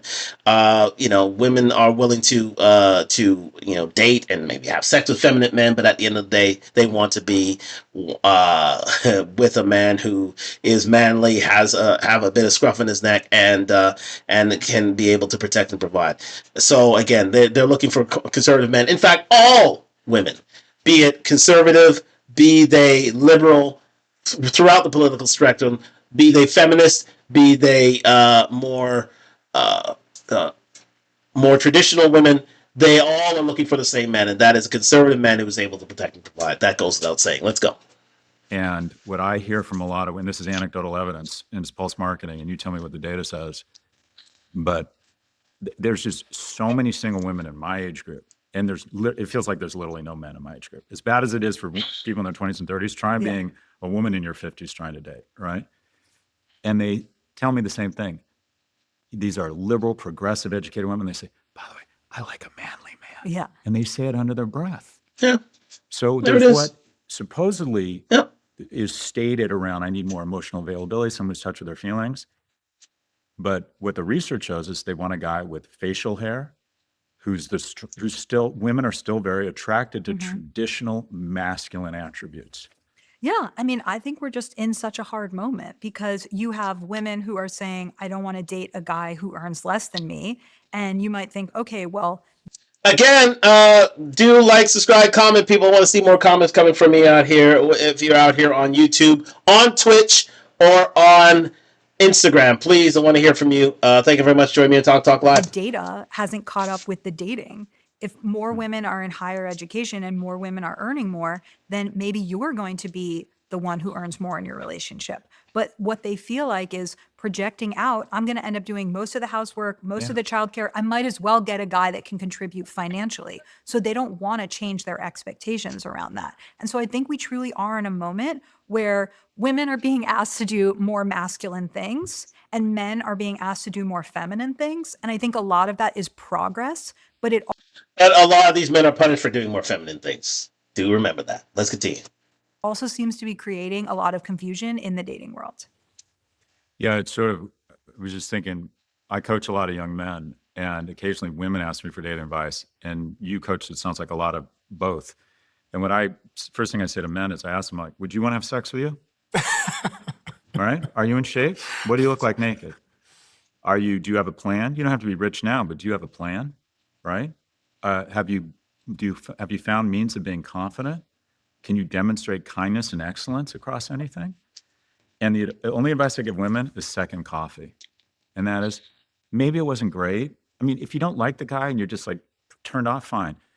But if it was just okay, maybe give it a second coffee. I have a chapter in my book called Make the Second Date the Default. Yeah. And it's really because I feel like I won the lottery with my husband, but he is somebody that takes longer to open up, and he's the slow burn.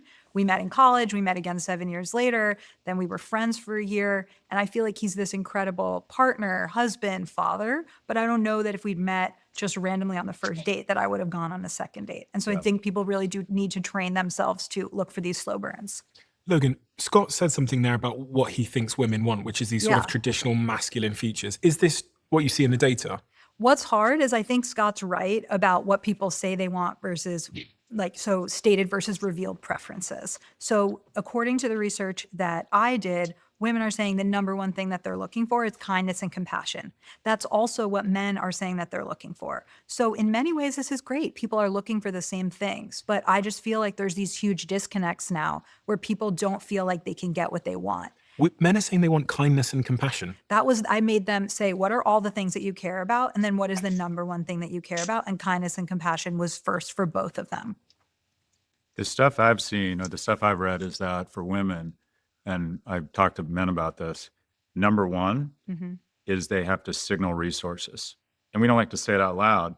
And by the way, it doesn't necessarily mean you have to have a Range Rover and a Panerai now, but you have a plan, right? You have your shit together. You go home at midnight when everyone's partying because you have to be up for work. You work out, which shows a level of discipline and that you can commit to something. You're in school. You've got a good job. This person is going to have resources. And I don't think that's changed a whole lot. I think a man's ability to signal future resources has gone down. I'm not sure it's become any less of a criteria. Number two is intellect. Mm-hmm. And it's very instinctual, because if you make good decisions for the tribe, your kids are more likely to survive. Someone who's smart is more likely to take care of your offspring than someone who's stupid. What's interesting, and I love this, is the fastest way to communicate intellect is humor. And I joke, and this is bad, but I say, this is my impression of a woman. I'm laughing, I'm naked. And that is, I've always thought if a guy can make a woman laugh, Yeah. she will date him. Absolutely correct. If anybody knows me, you know I'm a bit of a class clown, a bit of a witty one. And yes, it is true. If you have a sense of humor, if you have a bit of wit about you, if you're a bit, if you have a rapier wit, if you have a story to tell, a joke that is funny, can use, modern day thinking and current events and put it in a funny way, it shows a high degree of intelligence, and that intelligence women see as attractive. I totally understand that. I totally believe that. And to be fair, I totally benefited from that. Let's continue. And then the third thing, and this is where guys screw up. This is what I tell a guy's secret weapon is. It's kindness. Women want to see that you are a good person. You treat service staff well. You're good to your parents. You have manners. You treat people well, even with no reciprocal expectation, because they know that a kind person, if and when she's vulnerable and needs help and maybe isn't bringing as much to the table for certain periods of time, that this is a kind man. And, sure, you want to do your best to signal resources and have a plan. Sure, maybe you're smart, maybe you aren't. There's not a lot you can do there. But the secret weapon, I think, for men that they don't leverage, and I do think it's a practice, is to demonstrate kindness. And we don't talk about that enough as men. It's like, well, okay, and it's little things. Have good manners. Mm-hmm. Be thoughtful. Follow up with people. And I think that, anyways, those are the three things that I have read women want in men. Okay. A very good point raised there by by Scott Galloway. Yeah, I mean, being kind, it counts for something. It counts for a lot of things. And we need to really push for men to be kinder these days, because I think it sets you apart from the pack. I think in this world where, we are, it's dog eat dog, and, and road rage is out there, and people are, less tempered in their emotional, in their emotional availability. It is, being kind, being courteous, being thoughtful is it counts for a lot. It does, and it does set you apart from the rest, because it used to be such a common thing, but nowadays not so much. And if you can be kind, courteous, and let me see, empathetic to one's plight, I think that will set you apart from the pack. And let's continue. There's so much there. So one is, I do think we need a new definition for modern masculinity or mature masculinity or evolved masculinity. And I think that that's why this moment feels so painful, is that we don't have it. Because I agree with you. I don't think women are saying, I want a feminine man. Mm-hmm. I think they want a modern masculine man. And so that means somebody who is decisive and can provide, but also somebody who's able to communicate with them emotionally. And so one of the suggestions that I came here today to talk about is this idea of men's groups. So about a year ago, my friend David Clavins, who happens to be a world-class magician, came to my husband and said, I'm going to form this men's group.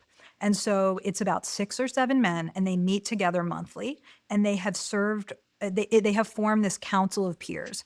So every month that they get together, every guy sits down with Post-it notes and says the 2 issues that are most pressing for him. So first of all, I think that that's a great way of doing it, because it's actually that time to say, what am I struggling with?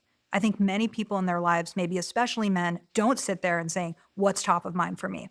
So guys get the quiet time to do that. Then they go around in a circle, and whoever has the most pressing issue, they get to take their time.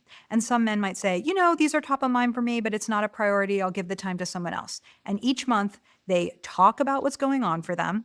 They hold each other accountable. So month 3, they might say, hey, David, you've been talking about that for the last 3 months. Are you going to actually do anything about it? And I love that these men have a masculine space to actually go through what's going on for them, because maybe they have wives and girlfriends they can go to. Maybe they don't. But I think it's a different type of advice that you get from a council of trusted peers. And I really do think that men's groups could change a lot of these issues, because I can sit here and say everybody should be in therapy. Guess what? Therapy is really expensive, and many insurance companies will not provide it, or there's a huge waiting list. And so if we just sit around for all these guys to go to therapy, that's not going to happen. But men's groups are a way that men can lead each other. They can provide this tribe of peers. And I have just seen so many changes in this group. So David told me his story where he had a lot of anger about his mom's debilitating illness. And he wasn't really experiencing it, and it was coming out as anger at his mom, but he wasn't conscious of that. But by getting the anger out in a safe place with men, the only place where he felt like he could truly be angry, he was able to get over it and to actually treat his mom with a lot more empathy.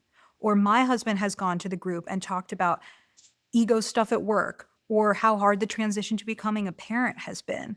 And I feel like the men in this group have grown so much over the 12 months that it's been happening, that I just paid for my brother-in-law to be in a men's group. And I want there to be tons of men's groups, because I really feel like this isn't an issue that a therapist or a mom or I can really solve. I think men need to be solving this problem within themselves. Excellent point raised by Logan Uri. Probably the best point she's raised all night, in the fact that we need more men's groups. Yeah, we need more, not only online but offline. But that's what the red pill provides. The red pill is indeed a men's group.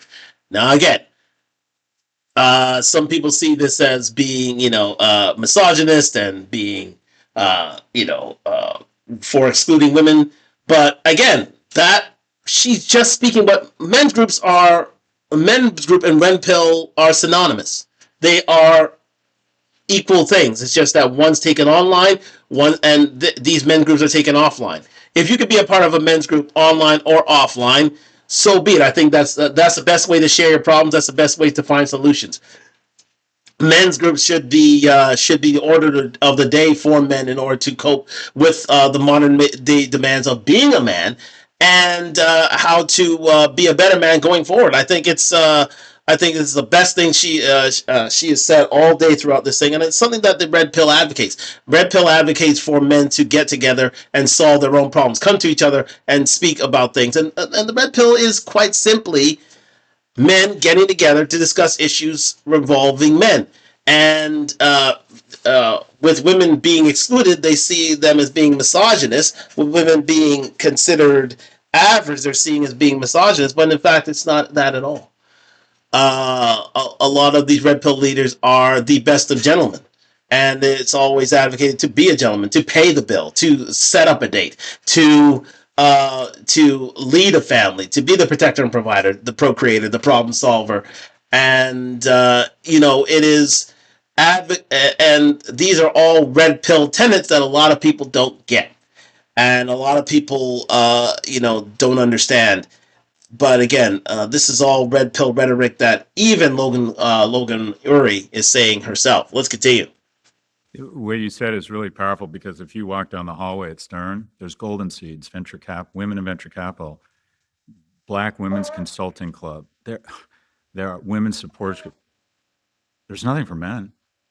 And these groups are really wonderful. Man Talks is one that I've been looking at, where they've said, let's get together and just be supportive of each other.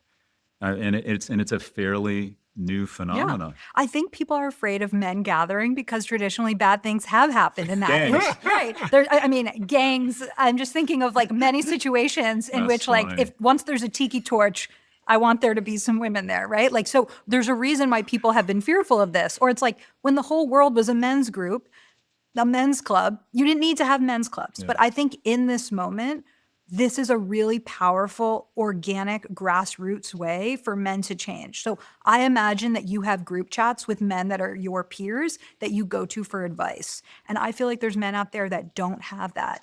And we are meant to make decisions by getting advice from other people. I personally have a board of directors that in my life, when I'm going to make a big decision, I meet with them. So when I took my last job, when I decided to move, all of these different things, I meet with my board of directors and I say, what am I not seeing? What are my blind spots? And they've given me a lot of good and hard advice. And I think we all need to be building our own board of directors. And for men, that might be this men's group.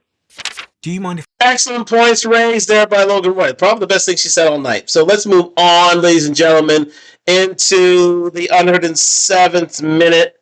And yes, indeed.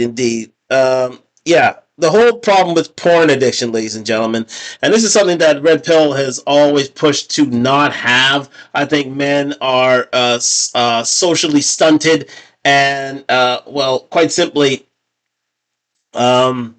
they are quite simply, well, performance.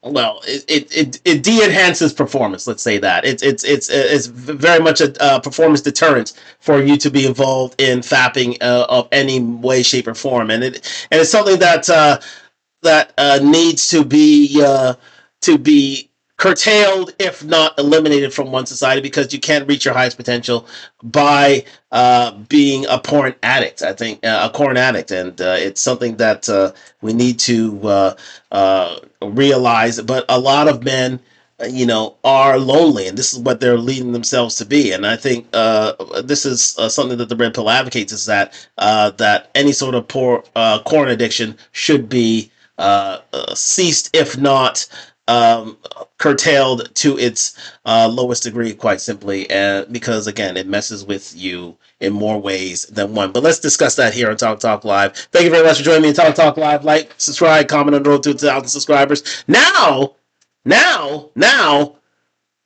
broadcasting on YouTube, Instagram, and Twitch. Let's go. I want to talk about all of this and specifically offer some solutions to the young, to the parents, to the boys, to the teens, to the men that are listening. We had a young man actually write in on this subject, and he said, I've suffered with crippling loneliness, and so I've spent over $1,000 hiring women online just to talk to me and to keep me company. On top of that, I've spent several $1,000s more engaging in other business with them. After doing this for nearly a year now, I still feel incredibly unfulfilled. And on the subject of porn, 30% of internet traffic. Very much simpish behavior, ladies and gentlemen. Do not spend any said monies on the fair sex for any variety, because again, you're just you become a victim after a while, and you end up being considered not one of the winners of society. Quite simply, let's go. Traffic is now related to porn, with about 80% of that porn traffic coming from men and 20% coming from women. I actually had a conversation on this podcast before about porn, and funnily enough, the top comment was, by the way, us women get porn addicted too, because it was a bit of a blind spot to me, but I think that's something that's worth acknowledging. And the stats are staggering in terms of how higher porn consumption correlates to higher probabilities of depression. What do you do about it? Like, on an individual level, I get it. Try not to watch porn, but I mean, that doesn't seem like incredibly great advice, because if you're lonely, you're not getting laid, no one wants to date you for all the reasons we talked about today. Restraint seems to be a pretty shitty solution. I'll give this one to Scott. Okay, so I coach young men. I take 2 to 3 on at any time. And I don't know if this is the right way, but it's my way. I'm like, you got to lean into your advantage. When you're our age, you have capital, you have more money than time. Now, here is a key point. Some key points raised by Mr. Galloway. Again, and most of them are very much red pill tenants. Let's listen in. They have capital. They have a lot of time. And I ask them to unlock their screen, and I say to them, I gamble with options. I gamble. At my age, I still gamble. I preach about low-cost index funds, and I buy call options. That makes no fucking sense. It's gambling, but I know it. I watch porn. I try and modulate my use so I can put the majority of my sexual energy into my partner, but I watch porn because I want them to not feel like I'm going to judge them. And they unlock their phone. And I said, we're going to find 8 to 12 hours a week of time, of capital, and we're going to reinvest that capital in higher ROI investments. It is so easy to find 8 to 12 hours. I can sometimes find 7 hours or 15 hours just in TikTok. You look at screen time. I look at screen time and I say, all right, come through with me. Yeah. We're going to find 8 to 12 hours. And then we're going to reinvest that capital in 3 investments. 1, we're going to start working out and getting fit. You're going to work out 3 times a week with weights. More muscle. Red pill tenant. Let's go. You should be able, the human male form is spectacular. You should be able to walk into any room under the age of 30 if you're a man and know that if shit got real, you could kill and eat everybody or outrun them. I need you to be strong. You're going to be more mentally healthy. You're going to be kinder. Look at the people who break up fights at bars. They're big, strong men. Look at the people who defend their country. You want to be strong as a man. It feels fucking amazing. Testosterone, your bone structure, your muscle mass, it's amazing. Lean into that. We're going to get strong. I have leaned into that. If anybody knows me, you know that. Let's go. 2, you got to start making some money. And the kids are, to be honest, the kids More money. I'm coaching are really struggling. These are kids at home at the age of 23 with their mom, not getting along with their mom, nothing going on. If you have a phone, you can make money. I don't care if it's Lyft, TaskRabbit, because you get a taste for the flesh. And the way to start making a lot of money is to start making a little bit of money, because you start to figure out the economy. How could I make more money? Maybe at some point, could I buy a car and hire a driver to be an Uber? What is the way, could I get a certification in plumb? And you start figuring out, and you start getting your greed glands get going. Oh my God, it's awesome to have money. I can go out. I can go to a concert. It gets those greed glands going. And then the third thing we're going to do is we're going to put ourselves in the company of strangers in the agency of something bigger than ourselves twice a week. Church group, softball league, nonprofit, charity, whatever it is. And then 3A, and this is, I've just started doing this. I've only done it 2 times. And it's an exercise, and I say, and it goes to I think no is the way to success. Show me someone who's successful. I'm going to show you a shit ton of no's. I ran for sophomore, junior, senior class president, lost all 3 times, decided to run for senior class president. It's the plight of man. Rejection is the plight of man. Do remember that. And it's something that Red Pill always tells about. You got to get out there and fail before you succeed. Let's continue. And then lost. I applied to 38 jobs. I got 1 offer, 9 schools, rejected by 7. I mean, my whole life has been about no. And that's why I'm successful, is I was always able to endure it. So I say to them, this is what I want you to do.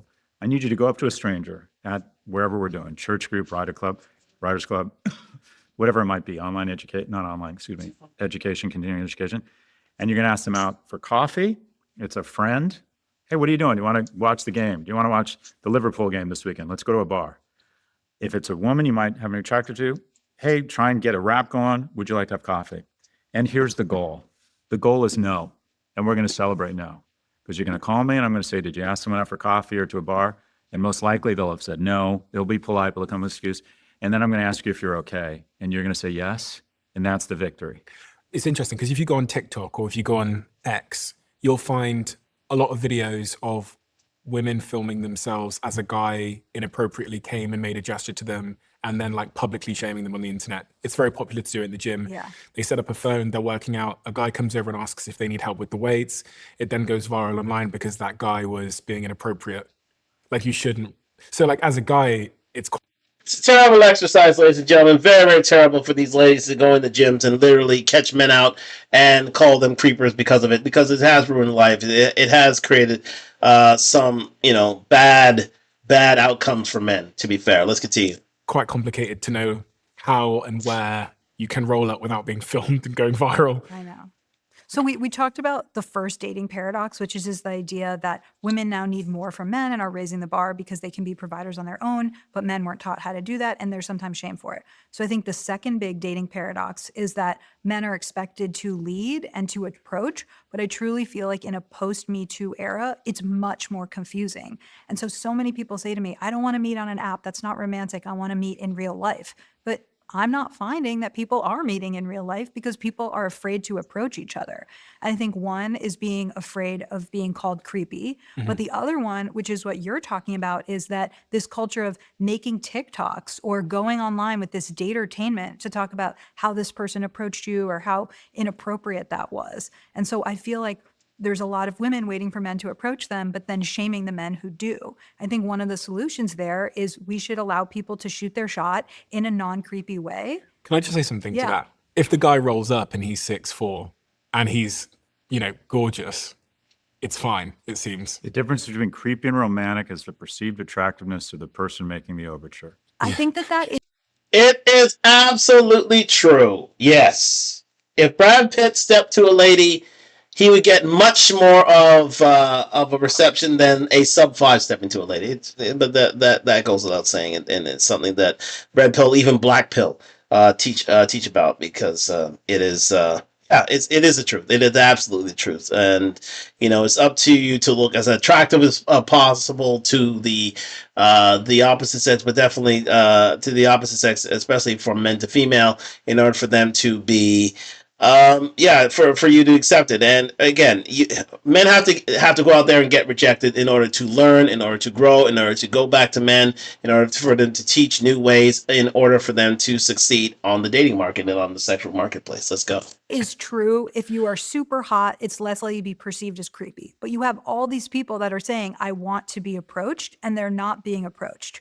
And so there was this rise of run clubs last summer, right? Everyone said the new dating app is the run club. I ask everywhere I go, have you met someone at a run club? No, people are not really meeting there. So since 2017, the number one way that people are meeting is online. Right. Hinge is setting up a date every 2 seconds. This is where the dating is happening. If people want more things to happen offline, they actually have to approach each other. And I'm just not seeing that happen.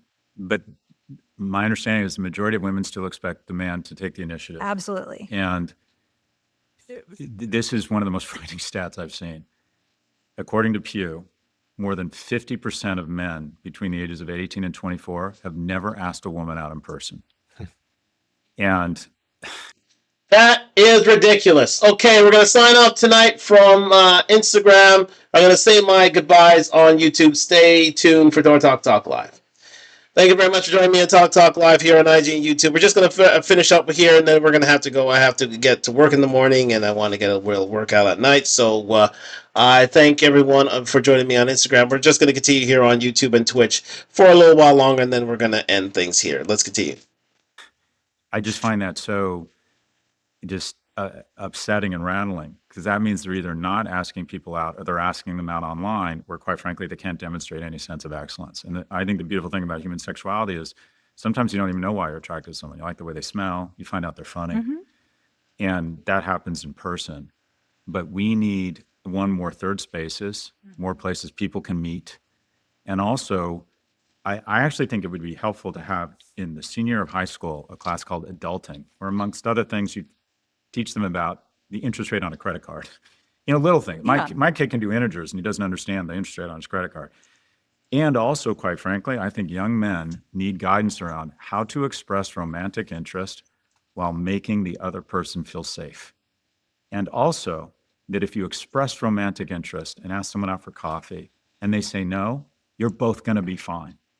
You haven't committed a crime against humanity.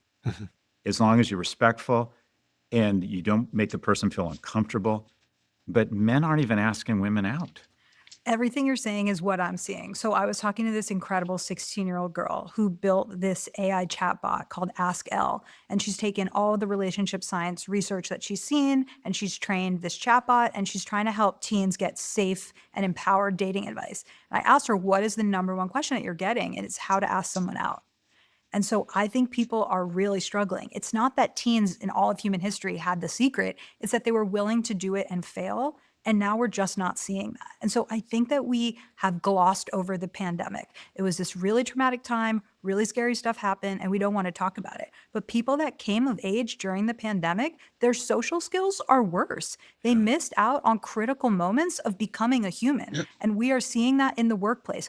All of these things about Gen Z, Gen Alpha, that came from something. It came from parenting. It came from digital addiction. It came from the pandemic and online learning. And I think that if you do not have the social skills to approach someone and ask them out, there just will be literally fewer couples. I want to throw a Molotov cocktail into this and something that's controversial I've gotten pushback on. I think one of the enemies of mating is that there's too little drinking. If you look at millennials, they spend $30 billion on alcohol. Gen Z, it's crashed to $2 billion. Peter Attia and Andrew Huberman have declared war on drinking. I think young people need to drink more, go out and make a series of bad decisions that might pay off. I don't see drunkenness, I see togetherness. And I don't know how it was for you in your relationship. When I think of the majority of great friendships I have and the romantic opportunities I've had, not always, but often alcohol played a role. And I worry that with a lack of going out, being out of the house, and also a lack of drinking, that we've taken away a social lubricant that breaks down some of the walls and some of the initial awkwardness and entry into a potential romantic relationship. I think some of We're going to stop it there, ladies and gentlemen, because time is running a little long in time. But I'm going to come back to this subject.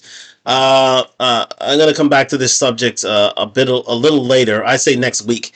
We're going to come back to this subject. I want to get part of the Diddy trial done tomorrow night. So we're going to return to this on Talk Live on IG, YouTube, and now Twitch. So look forward to speaking about this next week. I have a few more subjects to entail here. And again, just getting back to it, just get back to just getting back to the space. There are a few things we need to correct here, but luckily we can see each other here and now. But overall, a lot of these ladies, Scott Galloway, Logan, are speaking a lot of, especially Scott Galloway, speaking a lot of red pill tenets. And the fact of the matter is, they are not, they see these red pill leaders as being misogynist, when in fact they're not. And I think they're being misjudged, and I think they're being mistreated. And I think that these men's groups, these red pill groups, are being given a bad rap. And that needs to change in order for society to grow and for society to prosper. Because at the end of the day, I think men need to learn how to level set. And they need to learn how to get more money, more muscle, learn game, hold frame. And it is through red pill groups. And unfortunately, the leaders of said groups over the years, including the Kevin Samuels, Myron Gaines, and Andrew Tates of the world, Rollo Tomasis of the world, are not giving their fair share and their fair due. And that needs to change overall for society to gain greater understanding and for society to move forward in a positive way. So again, we're going to move again back to this subject next week, because there's a few more things I want to take care of here. But thank you very much for joining me on Talk Live here. This is the first night of Twitch on Talk Live. There are a few kinks that we have to work out here, and that'll be worked out going forward. But again, looking forward to taking up the subject next week. But tomorrow night will all be about Diddy trial, Diddy update coming tomorrow night, and looking forward to speaking on that then. But thank you very much for joining me on Talk Live. I'm going to head to the gym and head to bed, and then get ready for for work tomorrow. So thank you very much for joining me on Talk Live. Look forward